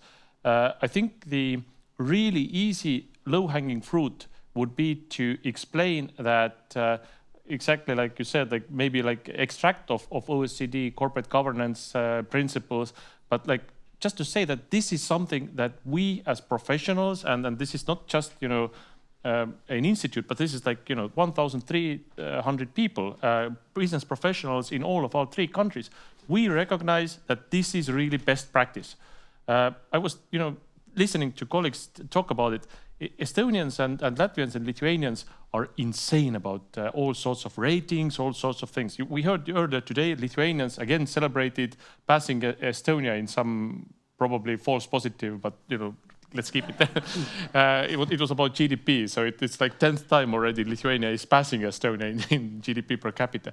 But the Estonians are exactly the same. We are like comparing ourselves to other Baltics. We are like seeing how high we are in some ratings, but not all the ratings are equal. For example, one rating in UN gave Estonia super bad marks in telecommunication, and then we looked what is like why we are bad. Like we have 5G everywhere, or 4G at least. There are many worse countries, and these guys were measuring landlines, and I don't know anyone in Estonia who has landlines. So sometimes the indexes are wrong. Having said that, like we need to send the message that OECD corporate governance best practices are really recognized by us, the community, maybe also the Nordics, which are like, considered as the golden standard, at least by many. And if we send this message, then maybe it's easier to say that, okay, this is the owner's expectation, board composition, execution. And we don't want politicians necessarily out of this loop, and we shouldn't be like demonizing any part, not entrepreneurs, not civil servants, not politicians. Having the discussion like, parliamentarians are all evil. No, they are not. They are very smart people there, and we just need to like have the balance in the board. So if we demonize one party, that will kill the discussion. You're right. Mr. Kariņš, what advice would you give to us? Can you imagine you're back in the office and now Andris Grafs is calling you again? No, how can we offer our services better? No, not services, our knowledge and ability to help. I really wish I knew the answer there, but I mean, someone earlier today was speaking about trust. I think in our societies, and again, I'll stick to the Baltics, that for maybe objective reasons, we have less trust in our public institutions than some other neighbors, especially our Scandinavian neighbors. You know, do Finns trust one another? Yes. Do they trust the politicians? I'm thinking back to the COVID times. The Swedish government had few restrictions. It suggested that people should get vaccinated and said it was safe, so everyone went and got vaccinated. That did not work in Latvia, because if the government says to get vaccinated, well, then it must be bad. And we laugh about that. But it's actually a fundamental problem, and I think it has a lot to do also with corporate governance. I mean, how can I trust you? I'm going to take you onto my board, but why should I trust you? Because I generally don't trust other people. And so it's working on trust in our societies as a whole that we need to. You know, you could say it all goes back to schooling. But in terms of what the Bicg, I think, could do more of, is... when Mr. Grafs came to me, that was great. And then pretty much the conversation, to be honest, didn't go much beyond that room, because I couldn't project it out onto the others in the government who would be needed to take the decisions. But the way to get politicians to move is sometimes to talk to them, but sometimes to talk to the people who they're worried about, and these are the voters. And if you take the message a little broader publicly, why we need this, then you could start to have pressure from parts of societies on the politicians. Why aren't you doing this? Because I don't recall of all of the reporters' questions, it's probably the same for you, they asked us everything, right? Did anyone ever say, hey, what are you doing to improve corporate governance in Estonia? It's a non-question. You know, some scandal, that's interesting. But so maybe there's some way to bring that awareness beyond the closed circles. It's a rather specific, but it affects our economies, because, I mean, through good governance of companies, the companies will make more money, and our societies will close that 25,000 euro gap faster.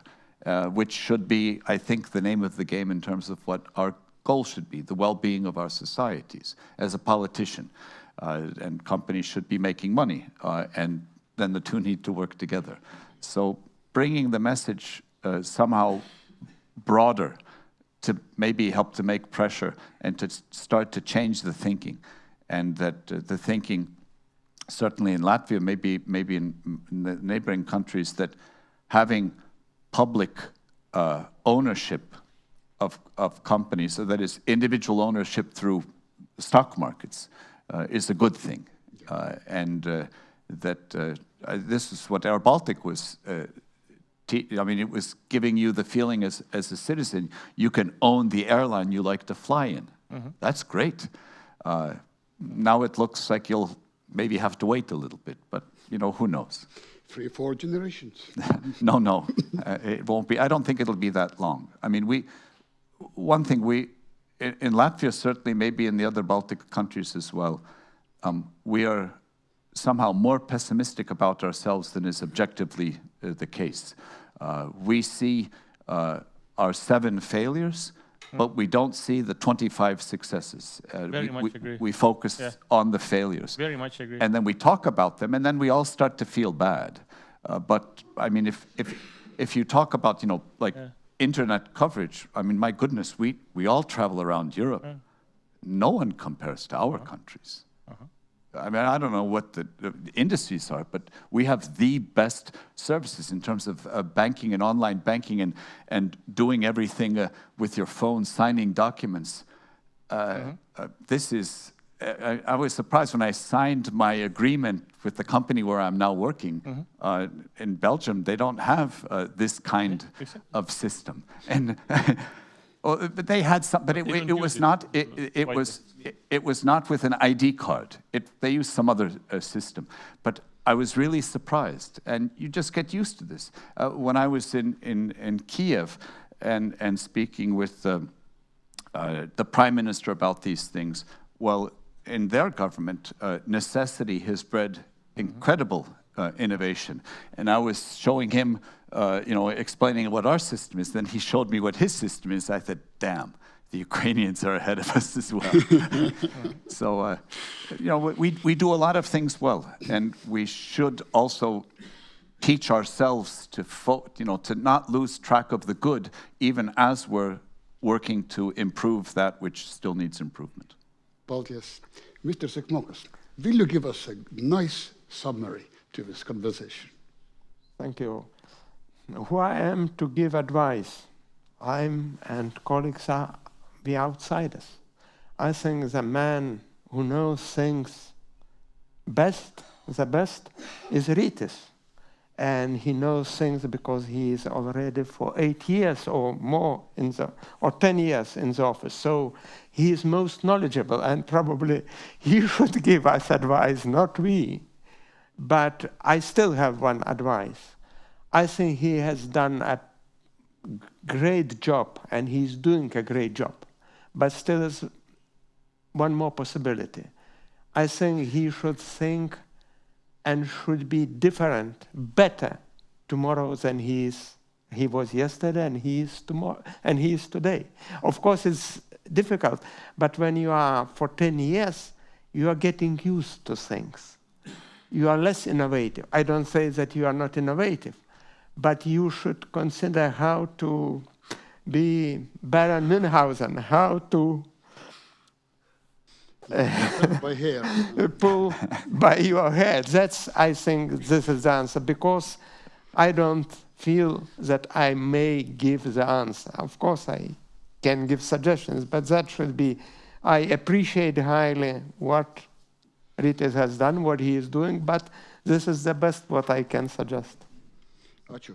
Yeah, please. And if I may, just to reiterate what Prime Minister Kariņš said, and maybe make it a little bit broader, I think we have been focusing today on the shortcomings to a great extent in private companies and in state-owned companies. But looking at the facts, there is no, 6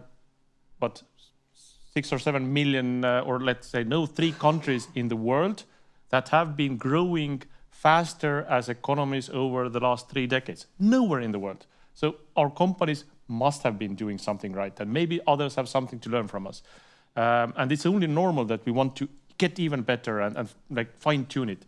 And secondly, the same is with state-owned companies. I have had the privilege of working at 2 different boards, or 3 actually, and I have seen very professionally run companies. So it's despite some shortcomings, sometimes like hectic signals from governments or whatever it must have, or some like board shortcomings. I would say most of the companies, state-owned companies that I have seen in Estonia and Latvia and Lithuania are actually very well run. So just to put the context right, that we are really just advising them to make it even better. And I'm very happy that Bicg has the mission. It's very, very important. Thank you so much. Applause is to our Prime Minister.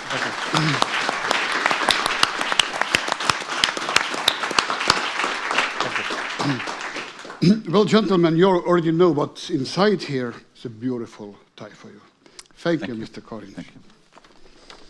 Thank you, David. Pleasure. Archie, Mr. Sekmokas. Thank you. Thank you so much for coming, and now we have a coffee break. Welcome back. And don't worry. When the event ends at 5 o'clock, we will offer some wine and snacks anyway. So this wasn't your last chance. Now we go to the most interesting part. of our today's conference. Back in the beginning of 90s, we had a legendary president. His name was Lennart Meri. And Lennart was teaching us Estonians what we should do. And one very important thing was that we, Estonians, should look for our own Nokia. Look how Finns have Nokia, which is like 4.4% of GDP, and we are not. So all Estonians, thanks to Lennart Meri, were watching to Finland's Nokia and searching for our own Nokia. And everyone knows what happened with Nokia. It's all in the book. I have this Estonian version. I read it once, and I was thinking that how come that there is someone who is not a graduate of our board member education and says only right things in his book. And when I read it again, and I marked all places where it is about what we are teaching, and there is a lot. A good one. Who has read it? Please raise your hand. Almost a half. So this is nice. So the great news is that the author of the book and the hero of this adventure is here with us. Thank you for coming, Risto. The floor is yours.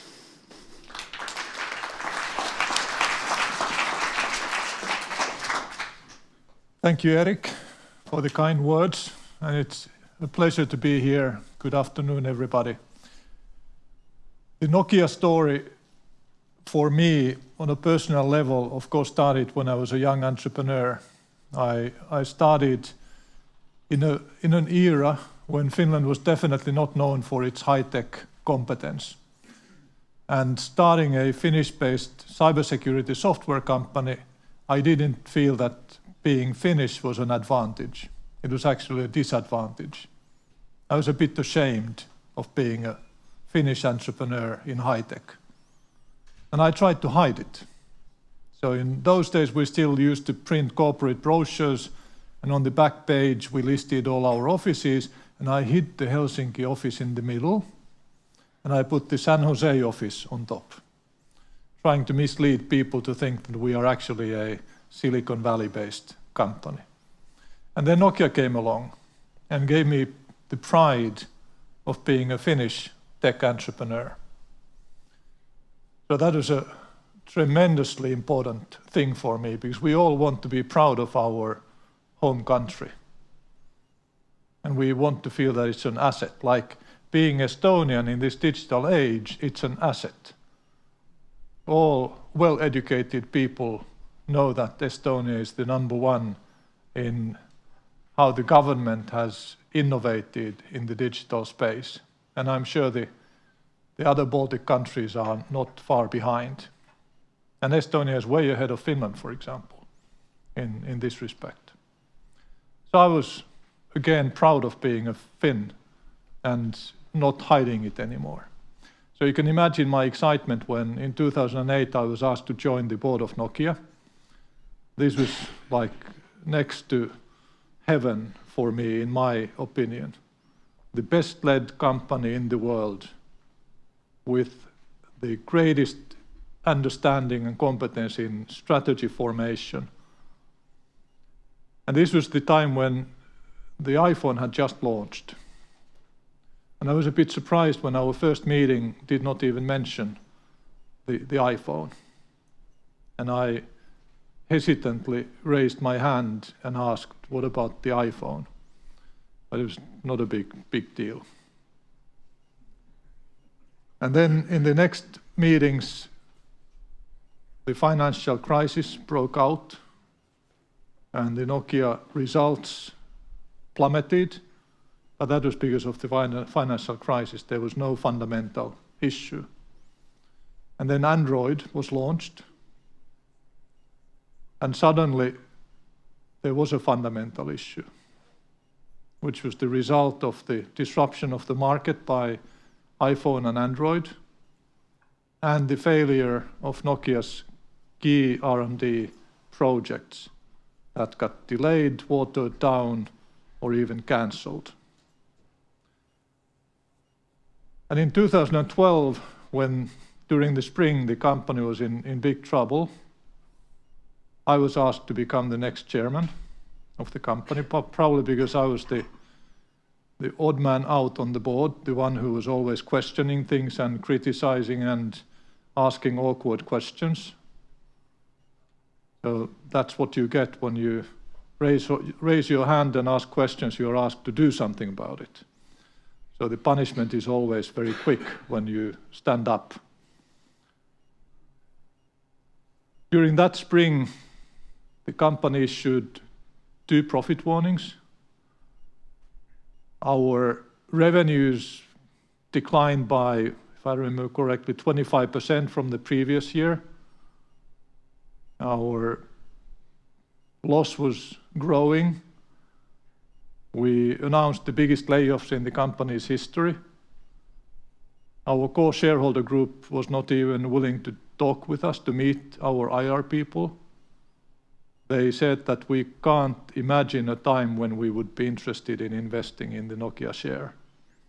So there's no need to meet. You are not on our list of companies to follow anymore. So that was a pretty dark time. And then I started as chairman.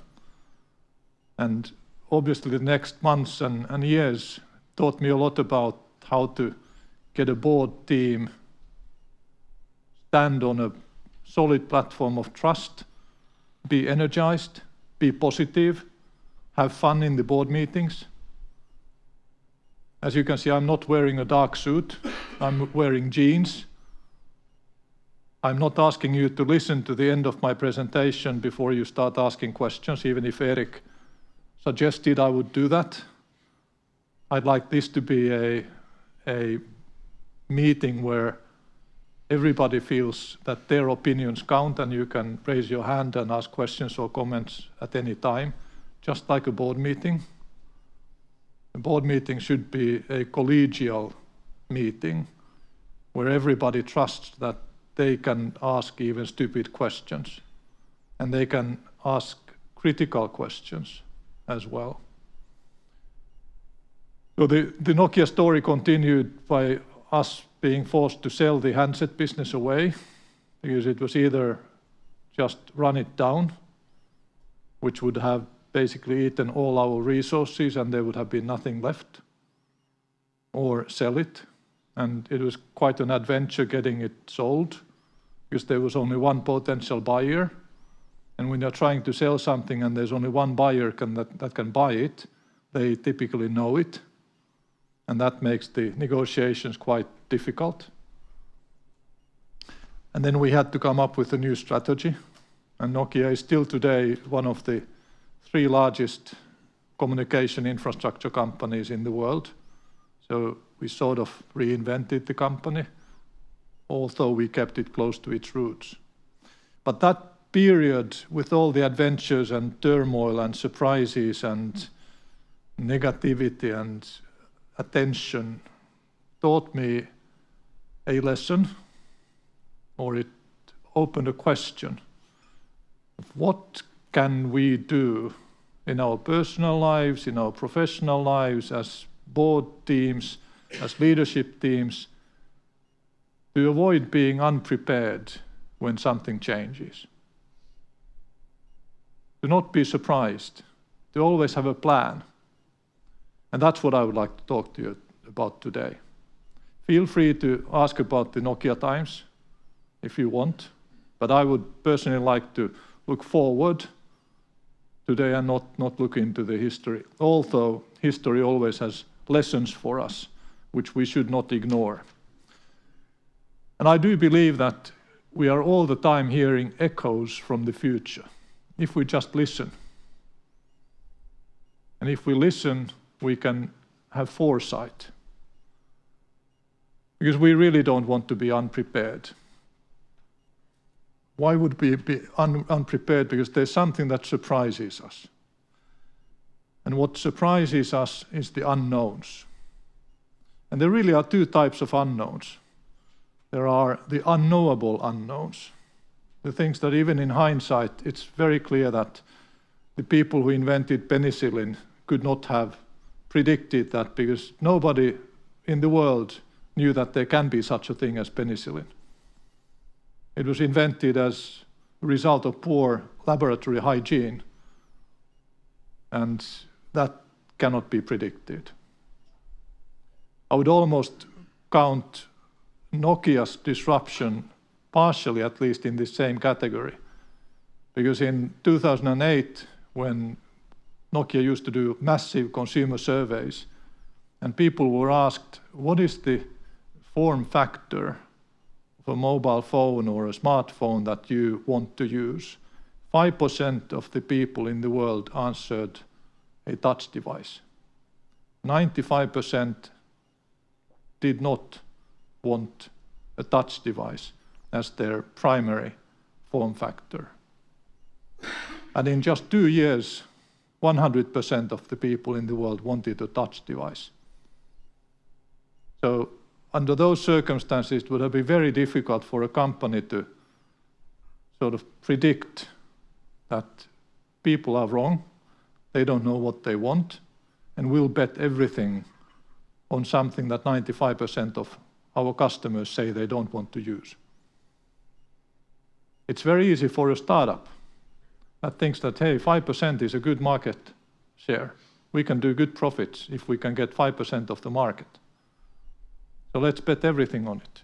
We have meager resources, we can't do everything. Let's do that one thing really well. And then it becomes 100%, and of course you are the smartest person on earth, even though you had no idea that more than 5%, or maybe if you are really lucky, 8% of consumers would prefer your type of device. But most things are knowable unknowns. If we just pay attention, at least we can say that there's a reasonable likelihood for this scenario. And if we say that, then we can mitigate it. If it's negative, we can act to increase its likelihood if it's positive. By taking action, we feel a sense of control, which is motivating for people. But we rarely listen. Or even if we know that there's a high likelihood for something, maybe the timing throws us off. Like all the epidemiologists have predicted a pandemic coming for decades. The likelihood, what they have said, is it's a 100%. But of course, when it comes, it's very hard to predict. So for the politicians, they think that, okay, it's very unlikely that it will come when I'm in office. I don't need to do anything about it. Maybe the CEO thinks that it's not coming this quarter, so let's come back to the topic next quarter. And then we push actions forward. We don't do anything. Canon is a famous company, sorry, not Canon, Kodak is a famous company that went bankrupt because of digital photography. But do you know who invented the first digital camera? It was Kodak. They built it in the 70s.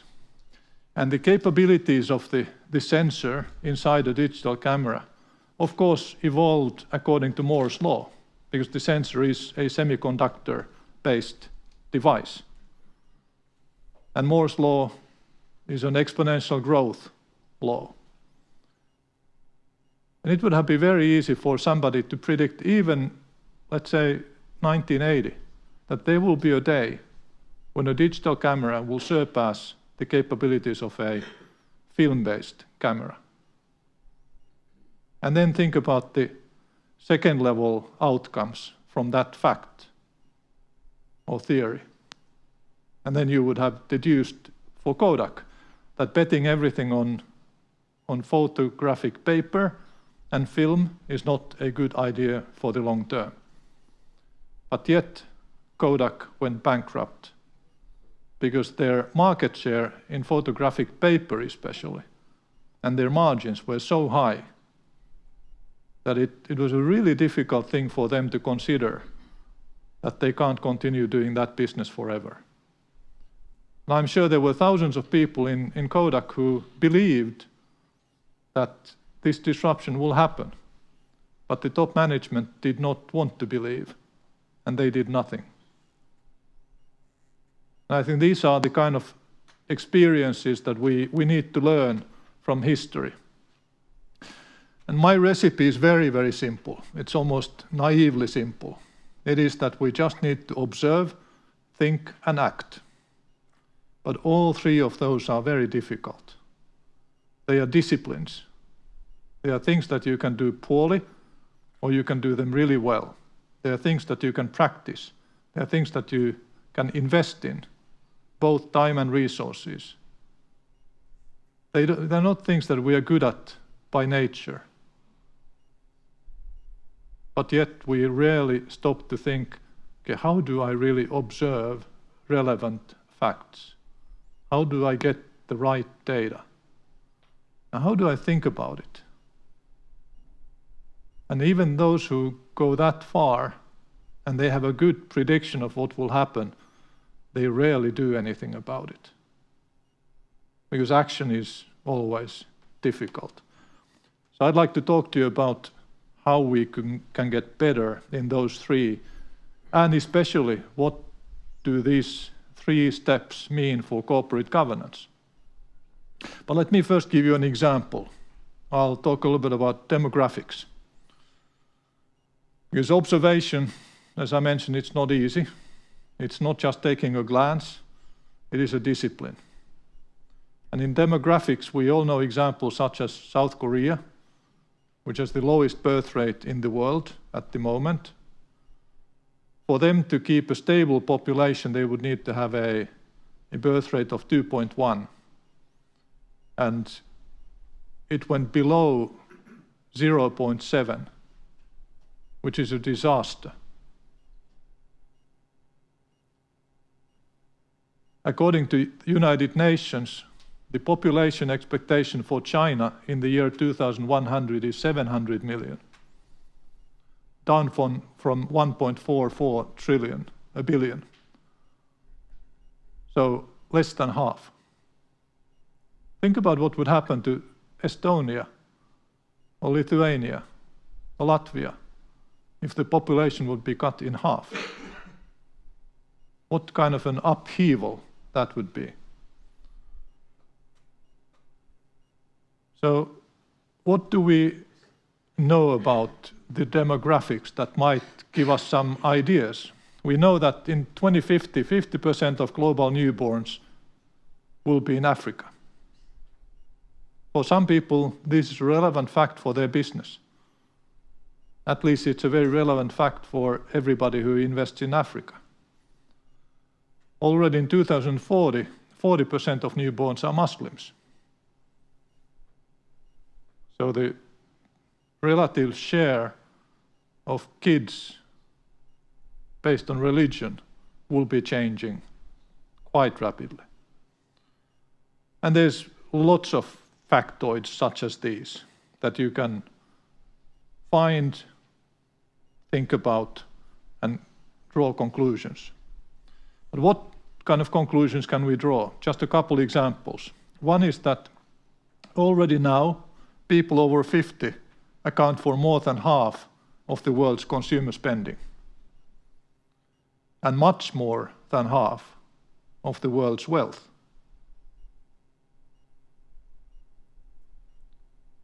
Sales of diapers for adults have surpassed the sales of baby diapers in many markets. None of you likely are in the baby diaper business, but if you are, this is quite an opportunity and a threat. But you probably can't use the brand Pampers to sell to adults. You need to create a different brand for that. And maybe you need to start a little bit earlier than wait until sort of the relative market opportunities shift. So going to corporate governance, what can we observe? How should we think about it? And what should we do?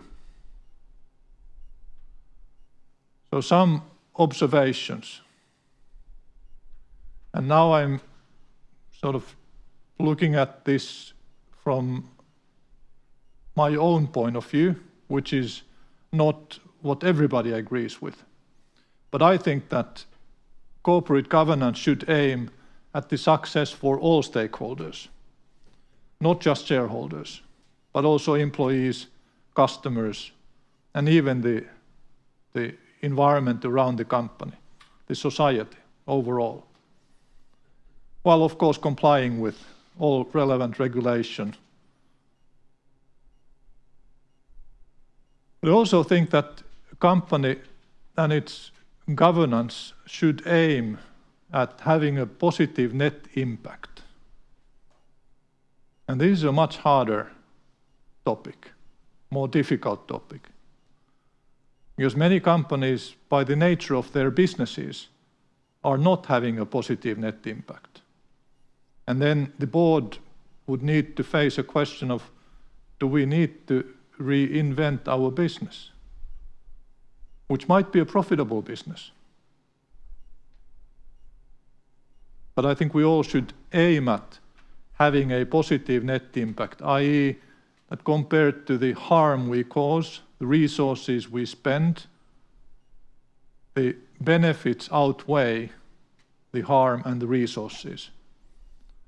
In the social dimension, in the health dimension, in the knowledge dimension, and in the environmental dimension.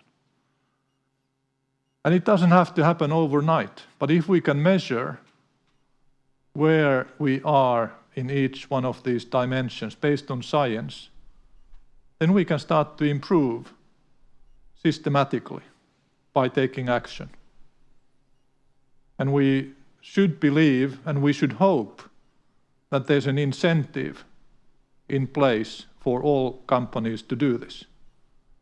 Because otherwise, humankind will be in a very tough place very soon with the loss of biodiversity, with the climate challenges we face, pollution, etc., etc.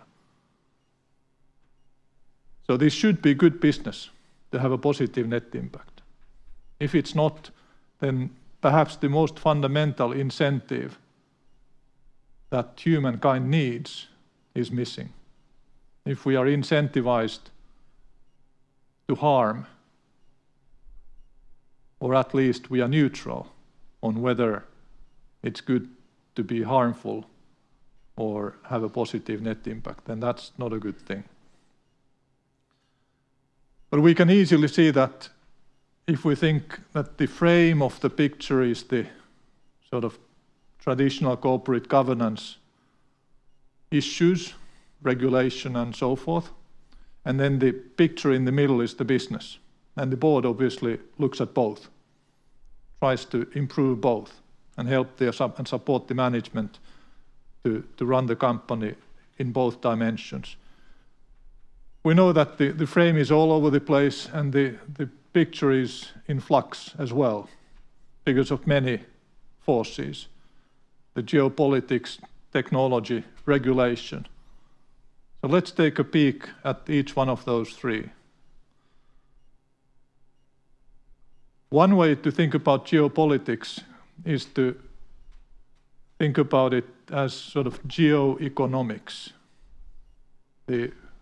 mixing the traditional economics with geopolitics. And we can say that we can see economies being weaponized. Already way before Trump came back in power. And economies being weaponized can mean a lot of things. There are many tools, many guns in the armory. Tariffs, trade restrictions, export controls, cyber, social media manipulation, resource embargoes, boycotts, strategic subsidies, etc., etc. And if region states believe that a competing nation will be using some of these tools, of course they start thinking about counteraction, but also how do we defend ourselves? And many of these things that we can do as nations to defend ourselves on the left and as companies to defend ourselves on the right are sort of good things. Public funding of R&D, for example, it's a good way to spend taxpayers' money, because we will only solve the global issues if we can come up with technology solutions. Otherwise, we are doomed. But many of these still wind back the clock. They are deglobalization trends. And globalization has been seeking an optimum of using resources where they can be most effective. And now we are going away from whatever that optimum is.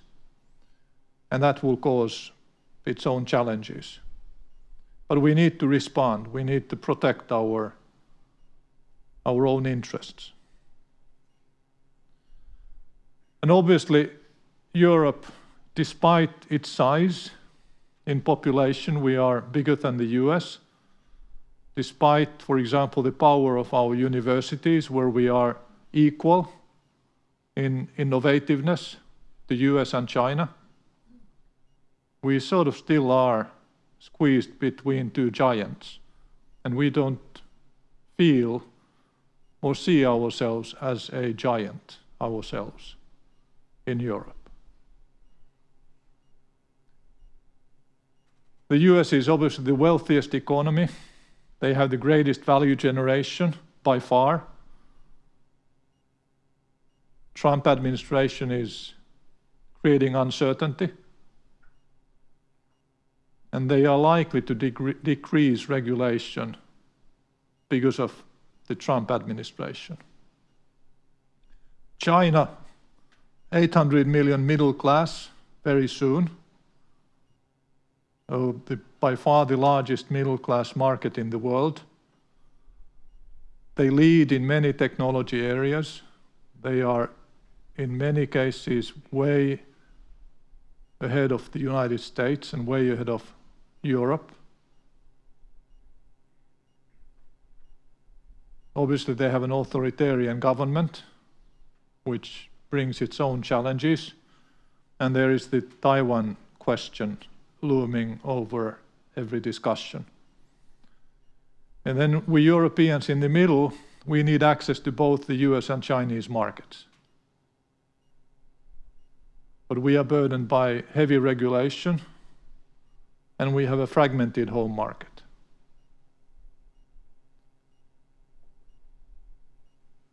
And then there's the Russian issue as a challenge to all three parties, but two of these parties feel like Russia is very far away. From the Chinese point of view, even if they have a shared border, they feel that the real Russia is very far away. And the Americans definitely feel that anything overseas is far away. As you know, they think that there's the United States and then there's overseas. So there are two equal halves of the world.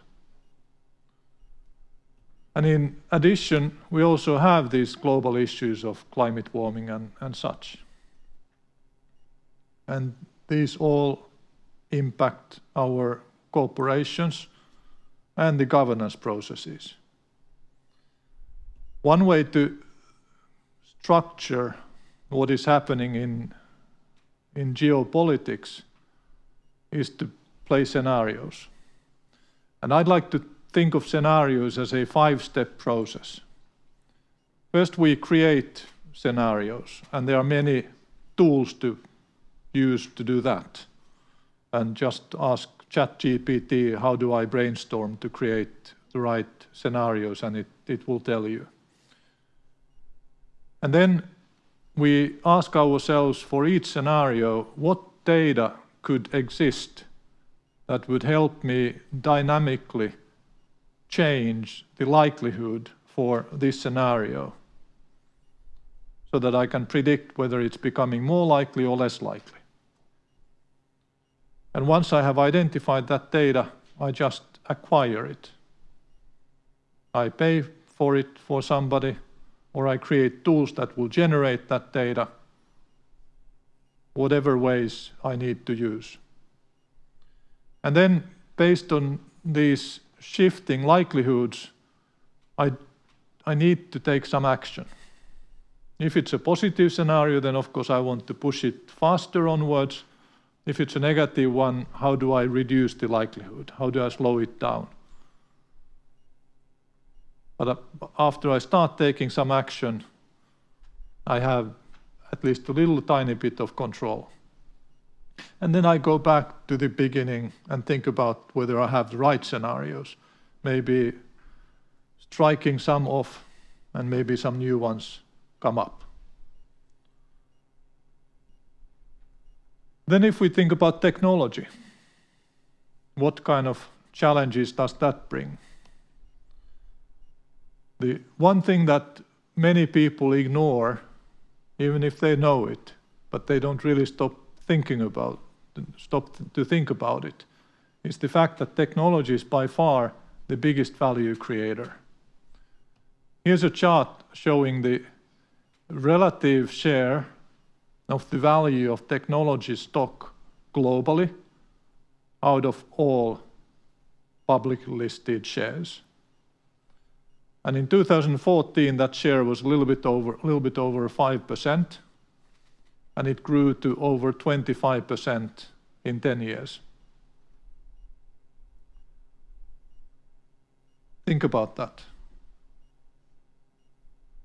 If the value generation of all other sectors was 60% in 10 years, the value generation of technology shares was over 600%. If that same trend would continue, then the value generation of technology would be over $120 trillion over the next 10 years. And $120 trillion is such an enormous amount that it shifts the world. And then we need to ask ourselves, can we identify some force that is acting on this dynamic, slowing down the historical value generation of tech, or increasing the value generation of other sectors of business? And if we think about the new technologies just starting to spread around the world, AI being the biggest one, I can't really say with confidence that I cannot sort of count on this continuing. I think we at least have to keep it as one scenario. Regionally, the development has not been completely off balance. The blue one is United States, grew 6.5 times in 10 years. The orange one is Europe, 5.2 times. So we are lagging more behind the US, but not by a tremendous amount. But of course, on absolute terms, we are very small. China, 6.4 times, so almost equal to the US. But that's because over the last few years, due to the governmental actions, the value of technology shares has declined severely in relative terms in China.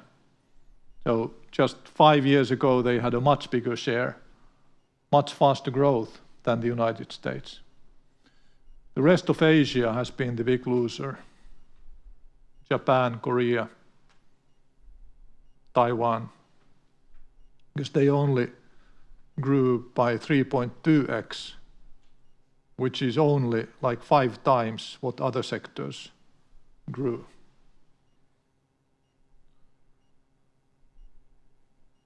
So AI being one of the key technologies, let's talk about that a little bit. What do we know? What can we observe about AI? Well, one thing is that all benchmarks show AI, and this is mostly about LLMs, but also other AI technologies, show these technologies inching closer or above the human capability levels. All of these curves go in the same direction. How about price? The cost of using these technologies has continued to decrease rapidly. In some cases, over 900x in 12 months. So very rapid decrease of cost. This year is in US dollars per million tokens, so this is related to the large language models. How about investments in AI? On the bottom, you can see the venture capital investments in AI growing clearly during those 10 years and going over 100 billion last year. This year, the large US tech companies alone have announced as their annual investment a combined value of over 300 billion in 1 year. So here are some facts or metrics that we can observe.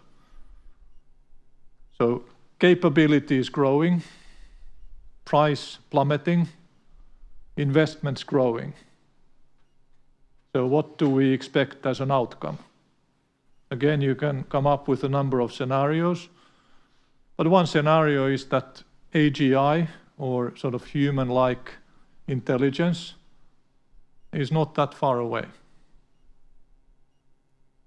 And what do you expect to happen when somebody like OpenAI or DeepSeek or the Manus platform announces in September this year that we have AGI?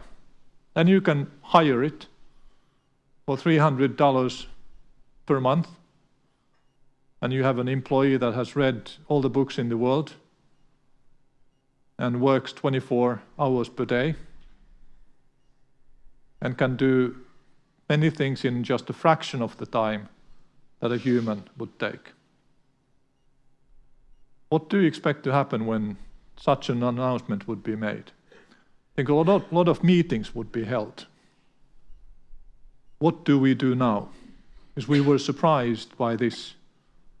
We didn't predict this. What do we do? And my question is, if you assign even a reasonable likelihood for this during the next 24 months, why don't you have that meeting today?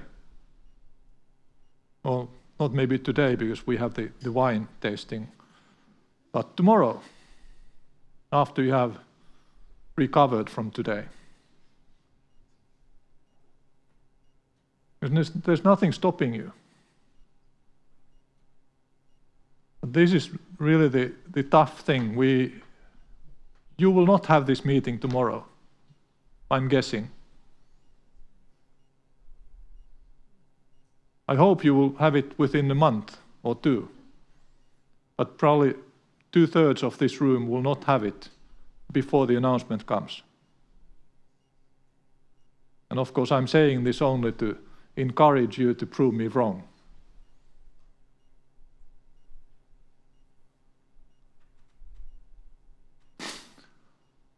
If we think about what is happening in all areas of sort of corporate behavior, we can define what has been the classical way of doing things. Sort of this planning process where the executive team meets and they create a plan over a sequence of meetings, and then they do PowerPoint presentations and corporate emails that they send to all hands explaining what now will be done, and then that plan will be rolled out and it will cascade down. And the world has changed while that is happening. And when the world changes, the executive team meets again and the same process repeats itself. But maybe that can change, and today AI is enhancing almost everything we do. We can have enhanced insight on our observations. We can collect those observations and metrics automatically. We can massage our messaging using AI, and so forth and so forth. But what we should be thinking about while we use AI in this sort of augmenting way, we should be thinking about where are we heading to, and what would be the AI-driven model to operate.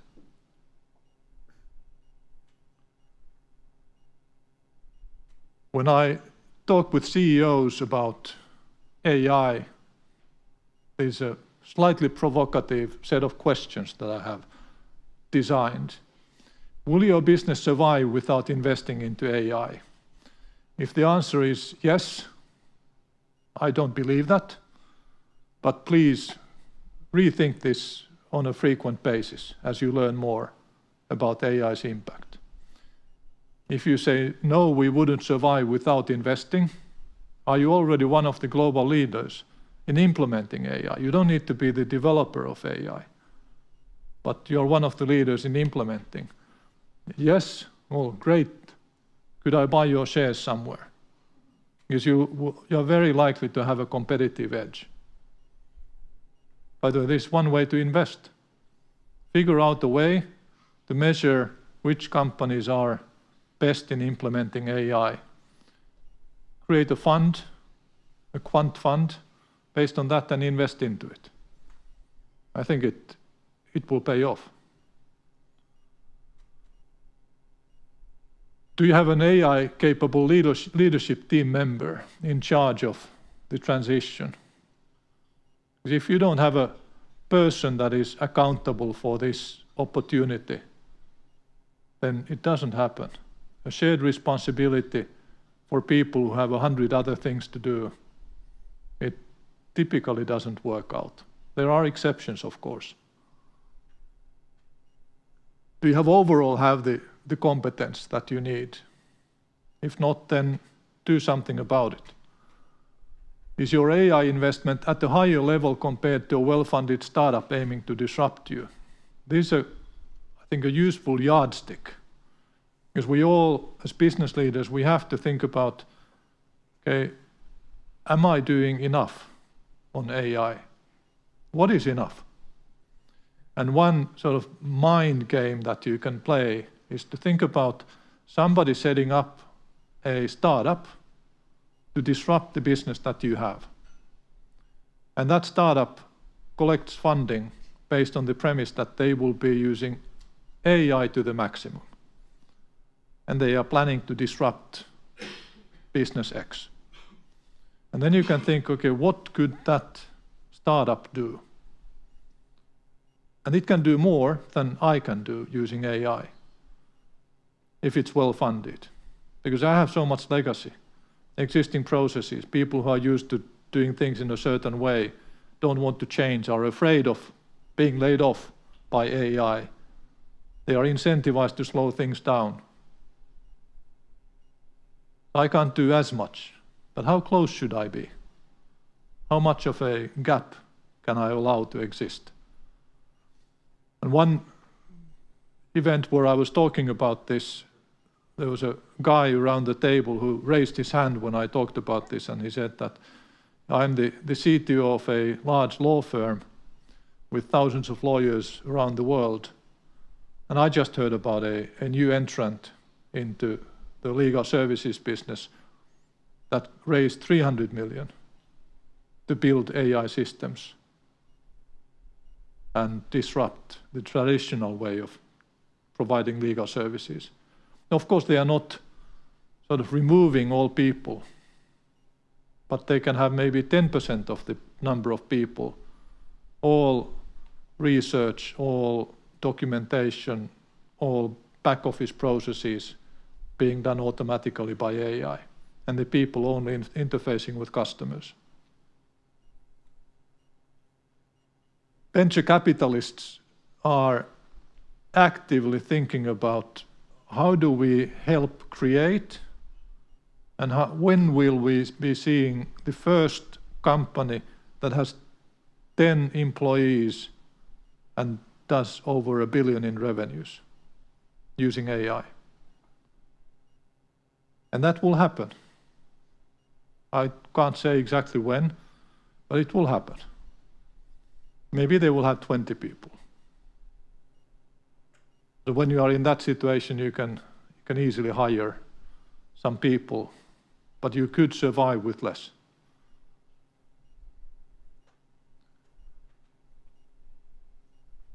And of course, we need to reinvent our businesses as well. Because sometimes the disruption is too much for us to compete with if we only do incremental changes. One question. Go. What's happening in the US today is that there may be interruption of AI. No, it doesn't look like that. Actually, it looks like the opposite. No, I think it's genuine human stupidity that we are witnessing. There's nothing artificial about that. We have been able to do this for a very long time, but it seems that the restrictions on accessing data for training purposes are rather being lowered than raised in the US. Privacy questions are put aside rather than raised up. But of course, it's still early days. This has been such a chaotic 3 months that it's hard to sort of extrapolate. But I wouldn't say that AI is being slowed down. And of course, the tech world in the United States and the tech leaders have been quite supportive of the current administration, which has not only done what they want, but it has largely done what they prefer. So let's see. And we should be thinking about how do we renew the board work in the era of AI. My personal objective is to have an AI board member over the next 2-3 years. Not legally, that will take much longer, but as an observer with speaking rights. And it's not that far away. I could implement it right now, even doing it myself, because the tools are so easy, because I'm a programmer, but not a very good one.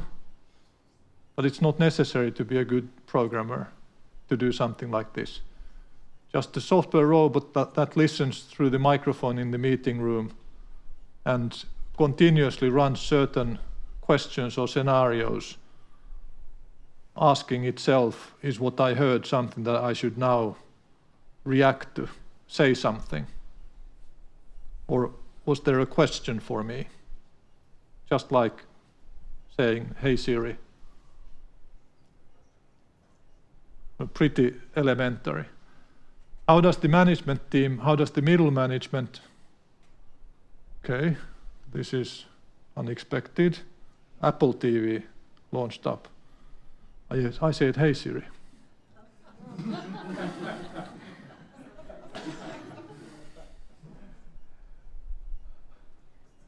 My mistake. It should not have been on, but apparently it is. Because I don't want the device to be listening to me all the time. So I have switched it off, but Apple has switched it on back.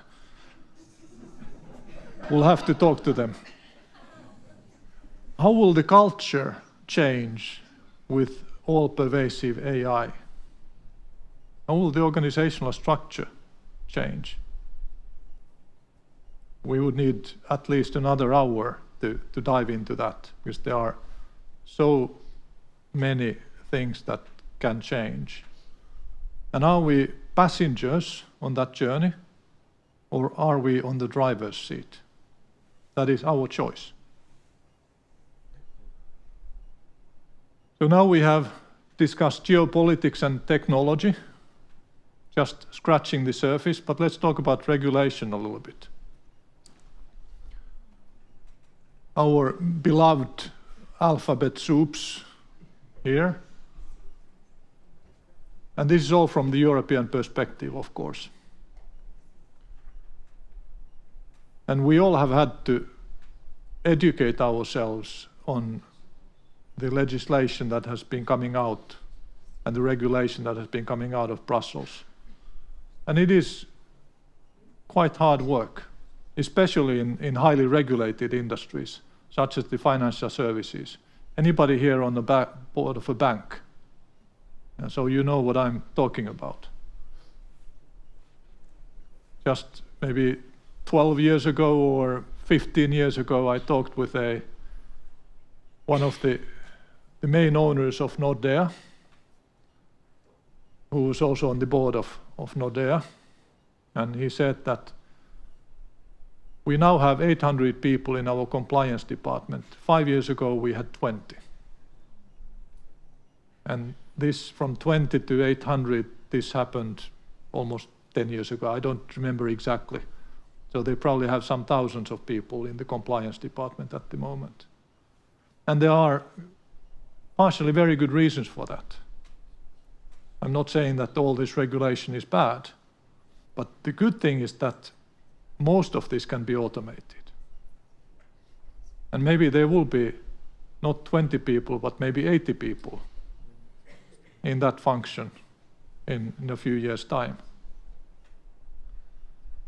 The fines issued by the local authorities and the Commission based on GDPR violations are almost 6 billion today. So quite a meaningful amount of money.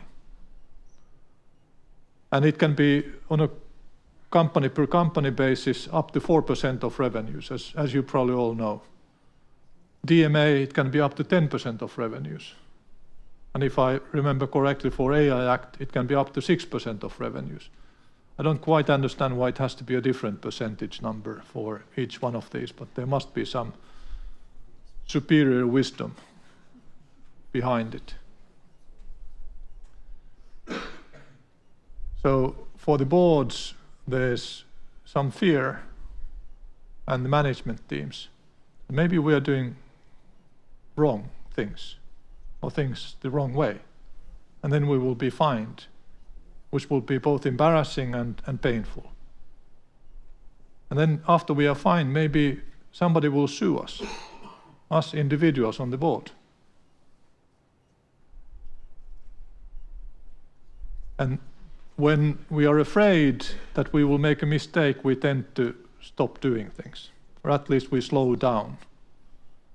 We want to understand what the practical implications of these regulation packages are. And this can lead to getting further behind. You know, if you go to the United States and you take a Tesla or one of the other brands that are digitally advanced, you can sit into the car, you type in where you want to go, and you gently push the gas pedal, and then you don't need to do anything else. The car will drive you to your destination. You don't need to shake the steering wheel, which we have to do in Europe when we're driving on a highway. We have to keep shaking it, otherwise the car will start beeping and decelerating, braking. The European industry is falling behind because we are not allowed to do the things that technology would enable us to do. And that's dangerous.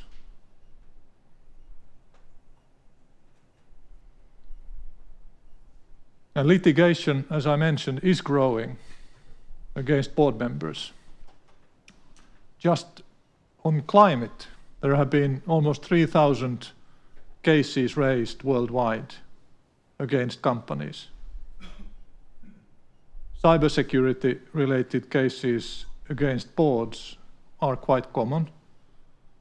When a company loses all their customer information and is penalized for that, then especially in the United States, there's a class action suit. And direct liability will likely increase. And as we know, in the financial services, you are not allowed to insure yourself. Because and there's a sort of a logic behind it. If you feel that or know that you are insured, then you don't have that additional incentive to make sure that you do everything right. So the answer is, let's not allow you to insure yourself.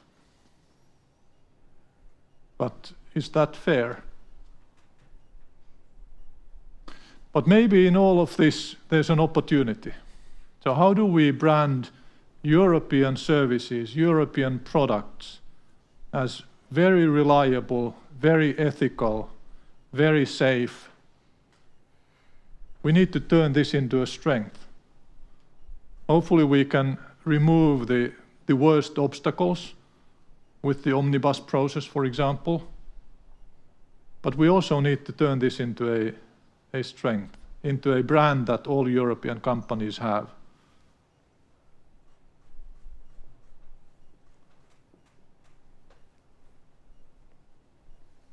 There's also a growing competitiveness gap between public and private companies. There are so many additional responsibilities assigned for public company boards and public companies overall. Disclosure requirements, board composition, say on pay, ESG, etc. And the fact is that statistics support that private companies are more competitive because there are less public companies all the time, both in the US and in Europe. Europe has lost approximately 1,000 listed companies since 2010. That's down from, if I remember correctly, something around 7,000. And in the US, since 96, when the number was highest historically, it's now half of what it used to be back then. So again, being on public company boards, we need to think, how do we reduce this competitiveness gap? How do we change the board processes, board behavior, board agendas, so that we are not giving up? But we need to be more competitive. We need to be more efficient.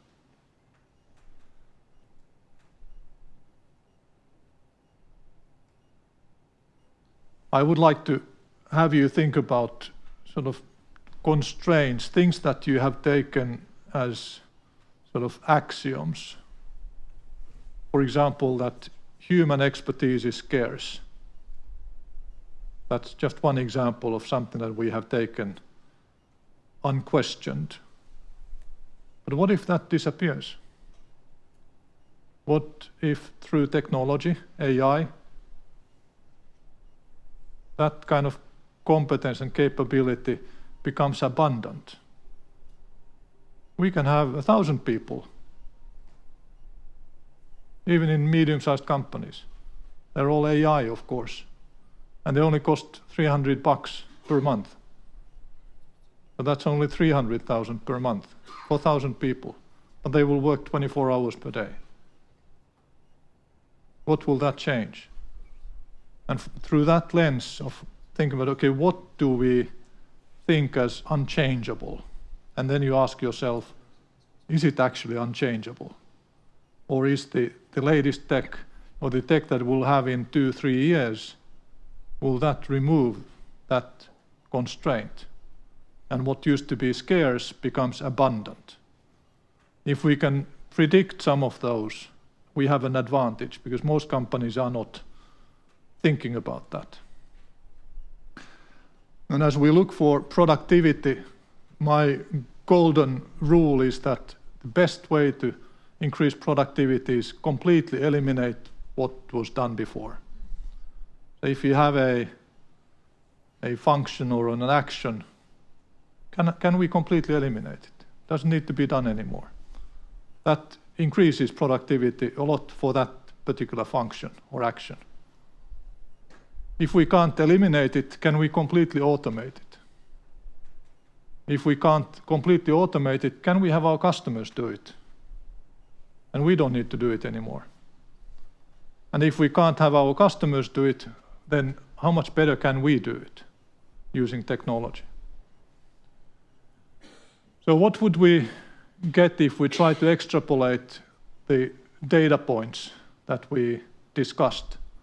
It's a fairly long list and we are out of time, but clearly we will continue facing Russian hybrid operations and even threat of war. It's at least a scenario that this will continue. Rising compliance costs, even with the omnibus process, it's unlikely that the compliance costs would plummet. Increasing complexity, it's already there. We are just getting to grips with it. And this can lead to a governance fatigue. I think board meetings should be fun. I think we should be laughing at board meetings. And it's a bit hard to laugh about regulative processes. So I have always challenged myself on how can we pay sufficient attention to compliance topics, but maximize the time on strategy, on the competition, on our customers' needs, market shifts, which are much more fun. And they are at the core of making the company successful. And can we, in Europe, turn regulation into an asset?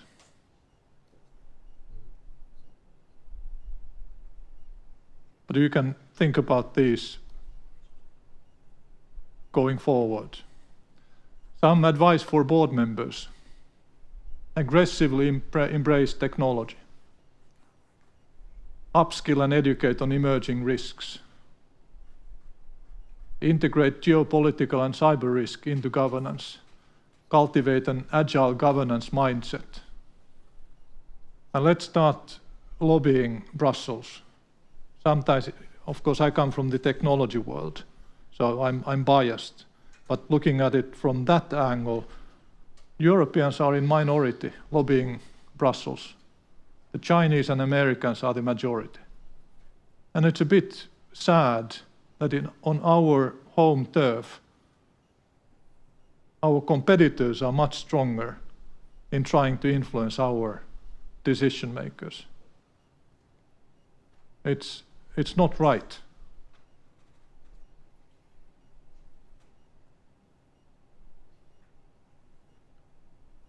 So good boards in the future.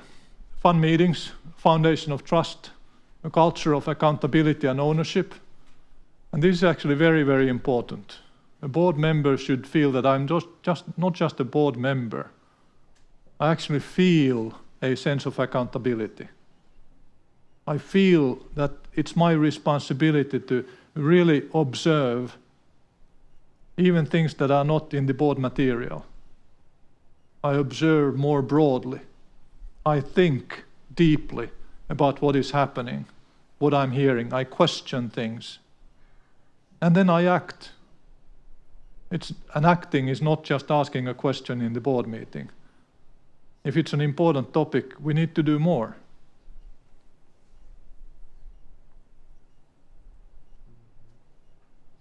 And we actively use technology in the board.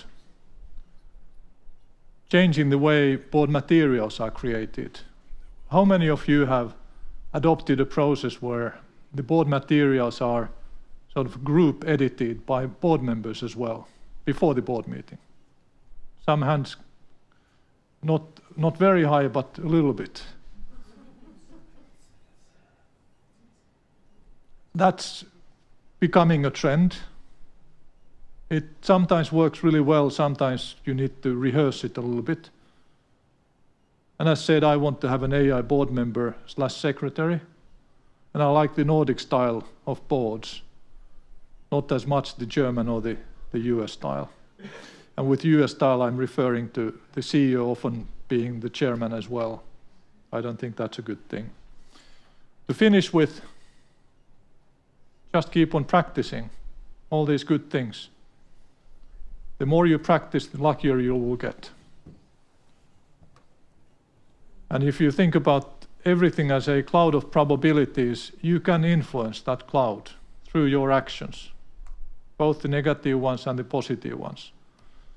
And if you think about the future, the further you go, the wider or larger the surface of the different possibilities becomes, but you can identify what outcomes are most probable and what would be most preferable, and then your actions will bring those two closer to each other.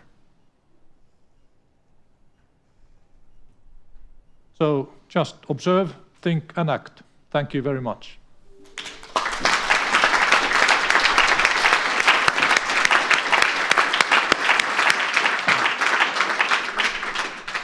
Kiitos, Risto. Can you please sit down? Yes. We will have a session for questions and answers. And I'm asking our dear board member Vita to help us with this. You can also please sit down here. And now we are making some rules, regulations. In case you would like to ask a question, please raise your hand and I will run with a microphone. Because our millions TV viewers, you remember this? We want to hear your question as well. Now nobody will ask a question. Yep. Vita, let's go. There might be, because you know we are not Finns. We are slightly more southern. Yeah, we Finns are famous for not asking being questions. Silent, yeah. You have to be comfortable with silence when you are in Finland. Yeah, and there are too many people sitting in the front row for this to be Finland.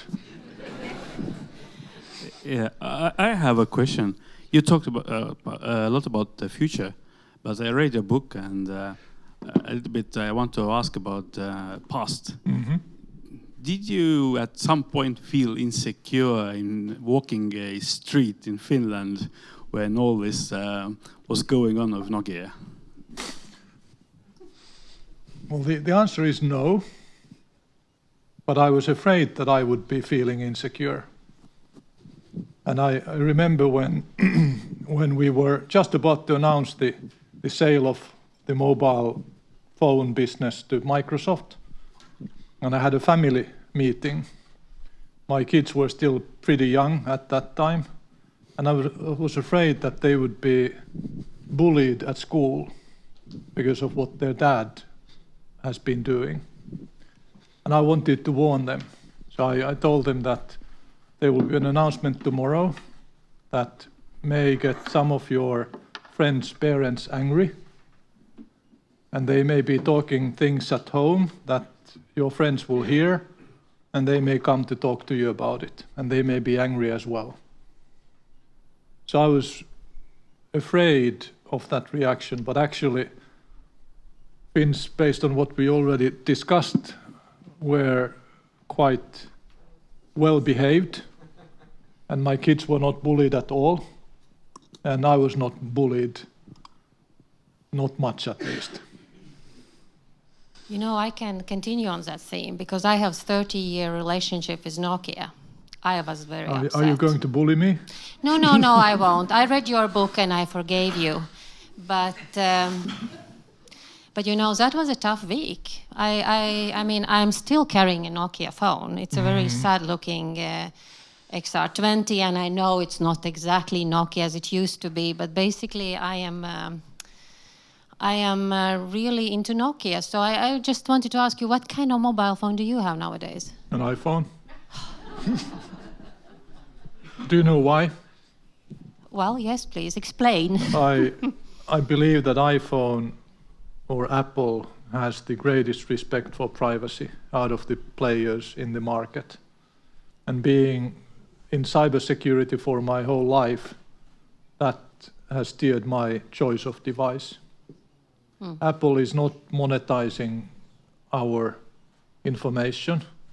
They are using it, but in a limited fashion. But the Android ecosystem is actively monetizing it. And that's not what I like. I'd rather pay a little bit more to not be monetized. I would rather be the customer rather than the product. Well, I agree with you on that, but it's not Nokia, so. And by the way, that was one of the strengths of Nokia as well, because we wanted to be what I was talking about earlier as the European brand. And we are reliable, we are trustworthy, we respect privacy, we follow all the regulation that the Commission has established. And if all of that is done, we should be good suppliers, reliable suppliers. It should be a competitive edge. But if we are too far behind in tech, then we will just not be competitive even with the reliability and trustworthiness.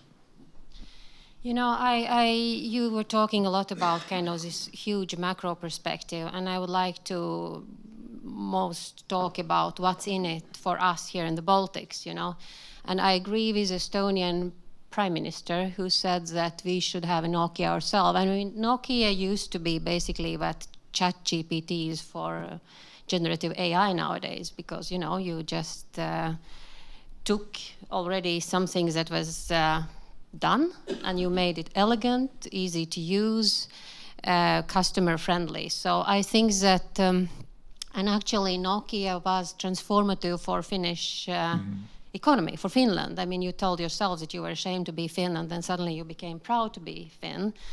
And I think that we also need our own Nokias. I think that it needs to be a technological company. And we are in slightly different levels in the Baltic states. But basically, I have a feeling that we don't have our regional champions yet. And I would like to ask you, I mean, do there need to be some kind of requirements for to generate these regional champions? Do we need to have some special D&I in our region to have these companies? And I don't want one Nokia. I would like to have 3 to 5 Nokias in the Baltic. So what needs to be in place for us to succeed? Well, Nokia was too big for Finland. So for the Baltics to have 3 to 5 Nokias, it would be as much a curse than a blessing. But obviously you could have sort of slightly more focused, slightly smaller, equally successful companies, and that is definitely something to aim for. But Nokia was just too big a duck for too small a pond, and it was not an easy thing for either party. 25% of all Finnish R&D was through Nokia. That's just too much for a single company. If you have 5 of them, then you have 125% R&D. Yeah, but we can hire these people. Yeah, and when the Nokia's old business collapsed, that was in many ways a blessing for the Finnish startup ecosystem. We have a large number, just like you have, proportionately even a larger number of very successful tech companies, young tech companies. And in Finland, many of them are full of old Nokia people. Well, I think that's also one of the effects. I think Estonia is seeing that because of your so-called Skype mafia, isn't it? So it's very good to have these initial innovations and these companies and that support the ecosystem. So where shall we target? Because we shouldn't look back. We should look forward when we establish our champions. Where shall we look for? Well, I very much believe in creating an environment where it's easy to set up young tech companies and easy to bring foreign expertise into the country, easy to hire, maybe even easy to fire,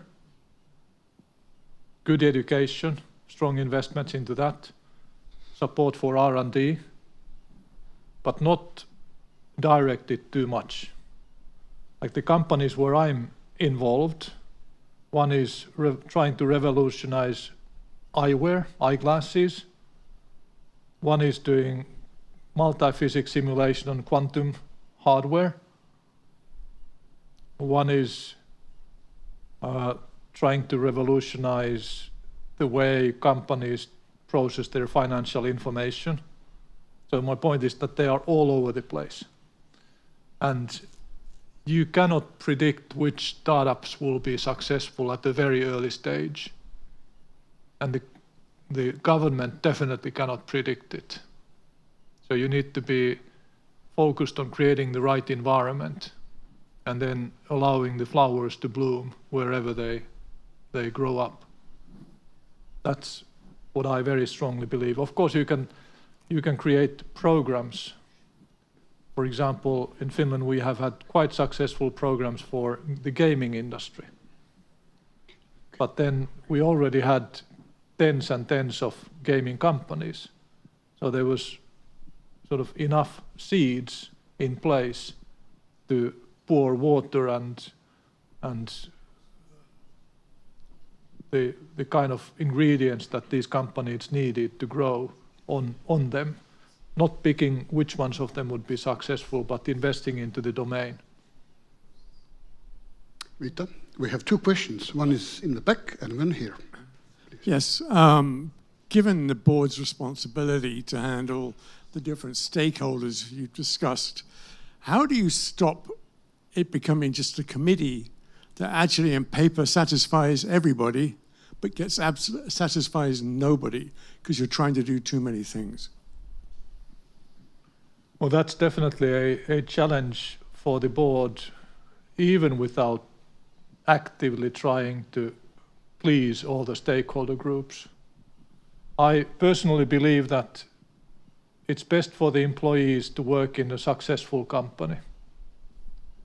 And I believe that if we treat our employees with respect and fairness, and we are a competitive employer in the HR marketplace, then that's how we serve our employees. And even when we have to do layoffs, I think it still can be good for the employees in the long run, if it guarantees that the company will continue to grow and move forward. And if we are successful, then we end up being a good taxpayer. But the board can carry its own burden on how the company plans to pay taxes. For example, in Nokia, we set a target for the taxes we pay, and typically was around 26% of profit. And we know that what the large US tech companies, they aim at is maybe 5%. And then they take very aggressive action to get to 5%. We didn't try to do that. We set the target at 26%. Because in Finland, the corporate tax was 25, and now it's 20, and now they are thinking about lowering it further. But we didn't try to circumvent that responsibility. So in many ways, you can be a good player in the society. You can be a good employer by focusing on business success, but making sure that you don't do the wrong things for the society or for the employees. That's my thinking on the topic. But obviously, the board has perhaps too many things on the table in any case. And that's why we have to constantly struggle to decide where we focus. And we need to work hard on that and have the right discussions on where do we want to jointly focus and what does it mean in terms of hours spent annually. How many of you, by the way, do statistics on how many hours you spend on various types of topics in the board? Very few. It might be a good idea to have the board secretary do a couple of charts showing how many hours we spent on which area of compliance and strategy and customers, how many customers did we meet? How has that changed over the last 5 years? And you might see some interesting trends that will cause you to take action. But if we never look at those statistics, then we will sort of not notice what is happening. Well, I know from my experience that sometimes in the board meetings there were 25 topics on the agenda, so obviously you can't go in depth of those, which is kind of actually sad. And I know I have checked some governmental agendas where you have 100 agenda points for one day, so that's kind of scary, isn't it? You have to have some priorities and you have to have focus. Yeah. So I jokingly congratulated one of my CEOs today. I had a board meeting today. It was a 2-hour board meeting. The material was 180 pages. So I congratulated him on how could he get so many pages for just a 2-hour meeting. But to his credit, I must say that probably 140 pages were marked as belonging to an appendix. They were not mandatory reading, but of course a responsible board member reads every single page. So we still all read the 180 pages. So how do you prioritize? Just like you prioritize everything. I mean, prioritization is not difficult as a theoretical exercise. We all can do that. But carrying it into reality is somewhat more difficult. Okay, we had one other question, yeah? Yeah. Thank you for one very good webinar in the first months of COVID made by Nordic Business Forum, and that was scenario planning. And thanks for that, we get very good scenario for, and that's what this worked. But my question is, what is your suggestion today? What's AI can provide the best scenario planning? Or you have some suggestion, what is the question you have to ask from AI to get the best scenarios? Are you now talking about identifying the scenarios that you would need to look into?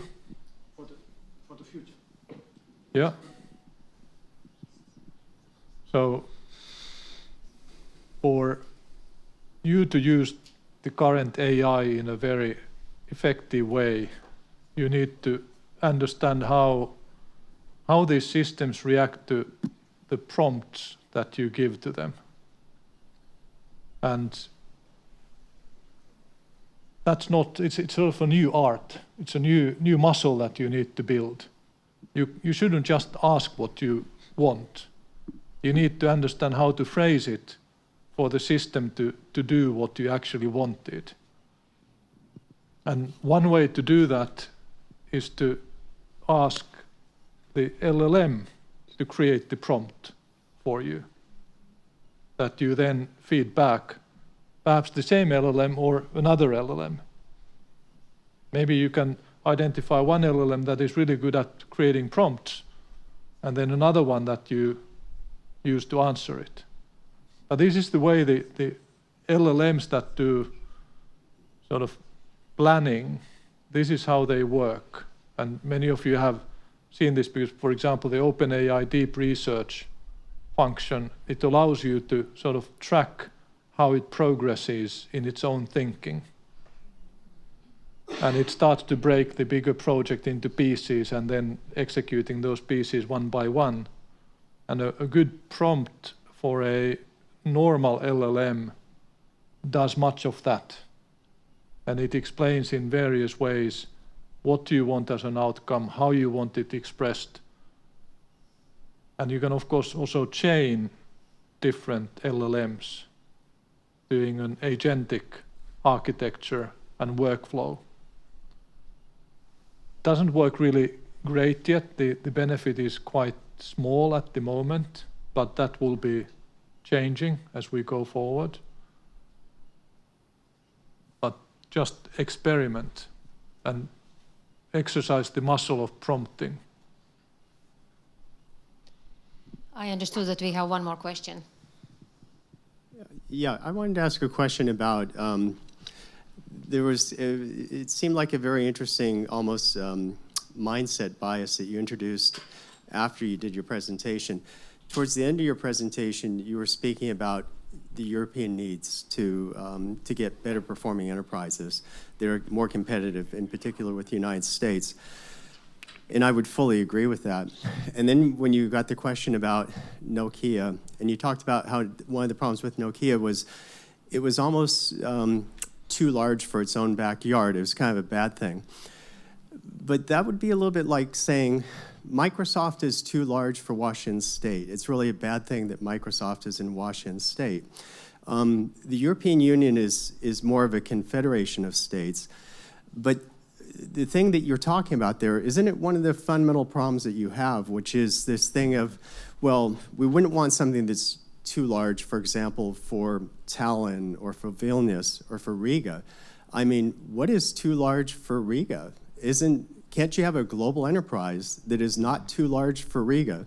Because what Microsoft did is they brought people from all over the world, and I grew up in Seattle, and they brought people in from all over the world to advance their business. Why would Nokia be too big for Finland? Yeah, you sort of caught me with my pants down with that. I think you are right in sort of challenging my conflicting statements and poor logic on that. And I need to rethink how I would express it. But the fact is that Nokia suffered in Finland. It was a challenge for the company itself.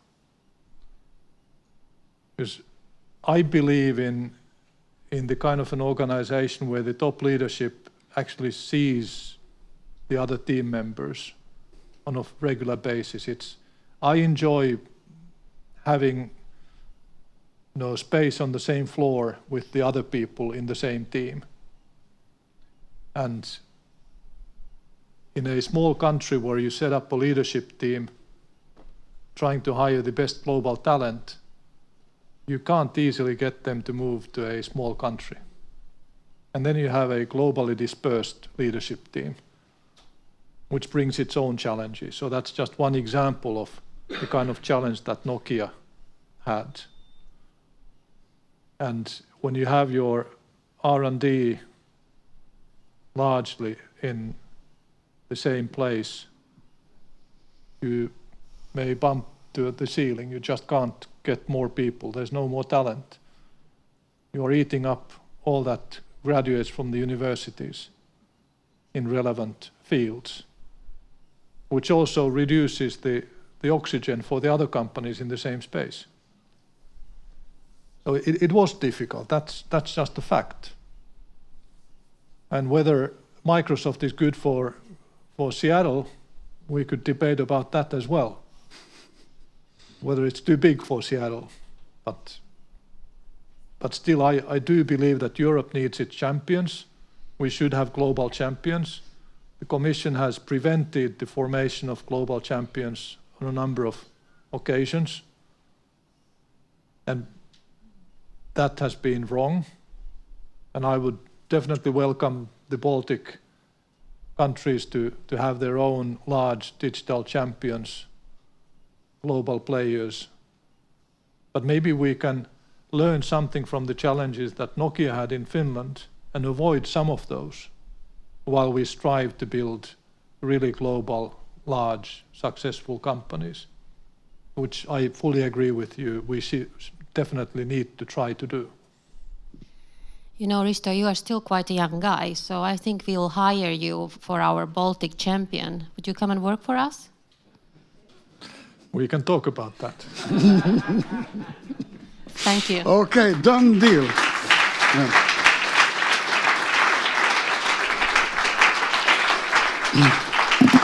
Vita, this is for you. Thank you so much for helping us out. And Risto, there's a tie for you. You can wear it in sauna, for example. Thank you. Kiitos oikein paljon. Kiitos. Thank you, Risto. Well, now only one little thing stands between you and the wine. This is the summary. Our Andris, whom I call professors, Andris was quietly sitting all day long, and now he will give you a summary of everything what we heard today. And please be short and sharp. Yes. And this is actually the tricky part, because so many notes that I put in what I wrote down, and I guess if we would compare some notes what you will take with you, it could differ. Maybe there will be some similarities. But let me start with, as a president, Kaljulaid remind us that it's not just only about how we look from outside, but it's about reflections, what we can learn, and how can we build a better economies, how can we build better companies, and also ourselves be better leaders. And from corporate governance world, there was two dimensions, what I heard. So one is how we can let go from the founders who needs to let the kids away from their hands and to professionalize the companies, have independent boards, have a trust in a company management as well. But corporate governance is also something that we can transform and grow up our companies. And there was a good example about energy industry shift, where the corporate governance was not only the checkbox, but also the tool how to achieve independence and also innovation and resilience that is really needed for our economies. So sometimes governance is not magic, but it somehow works magically effective if we are implemented it in reality. And we do not need to reinvent the wheel. So we have a good recommendations starting from the OECD, what we can use in a Baltic region, not to answer the questions that we are so unique that we need to find something else. We tackled also the state ownership and state as an owner, that state needs to create the real legal framework and to have hands off the company operational decisions. Otherwise, if there won't be shareholder expectations, we will blame CEOs and also board members for the going directions that political leadership that is ruling that time will dislike. So therefore, companies going to IPOs, the way forward. There was ideas that we need to educate politicians. So, okay, let's try to do that. We learned also that there is some similarities between how we are running the decisions in military industry and also in boardrooms. But in both, this effective leadership means that we need a clarity of our mission. We need to have a clarity what the integrity actually means and the ability to inspire, not only to instruct how to act. And trust. So this was a key word that we listened in every single from every single speaker. So our society suffer from the lack of trust. So that was one of the quotes what I wrote down. So and the trust cannot be regulated. So we must earn it. And corporate governance actually is a tool that also can bring or raise the trust in our boardrooms. Foresight on corporate governance was Risto mentioned. So dual purpose. So we need to success from all stakeholders. We want also to have a positive net impact, scenario playing, board role to demand also the new board member that is IEI board member in the boardrooms. And boardrooms needs to be fun. So let me end with that we need to have fun also after this conference. And this is my wish for everybody. So thank you for all the speakers and thank you, Erik, for guiding us through today. Paldies, Andris.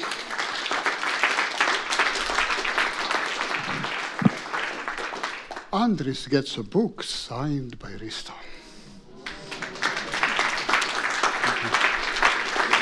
Come here. So, on behalf of all of us, Rytis, Andris, and me, and the whole institute and the whole community, thank you so much for being here. Thank you.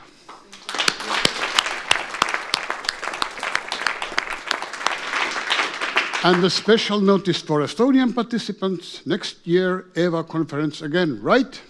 Yes. Right. And now we can enjoy wine. Thank you.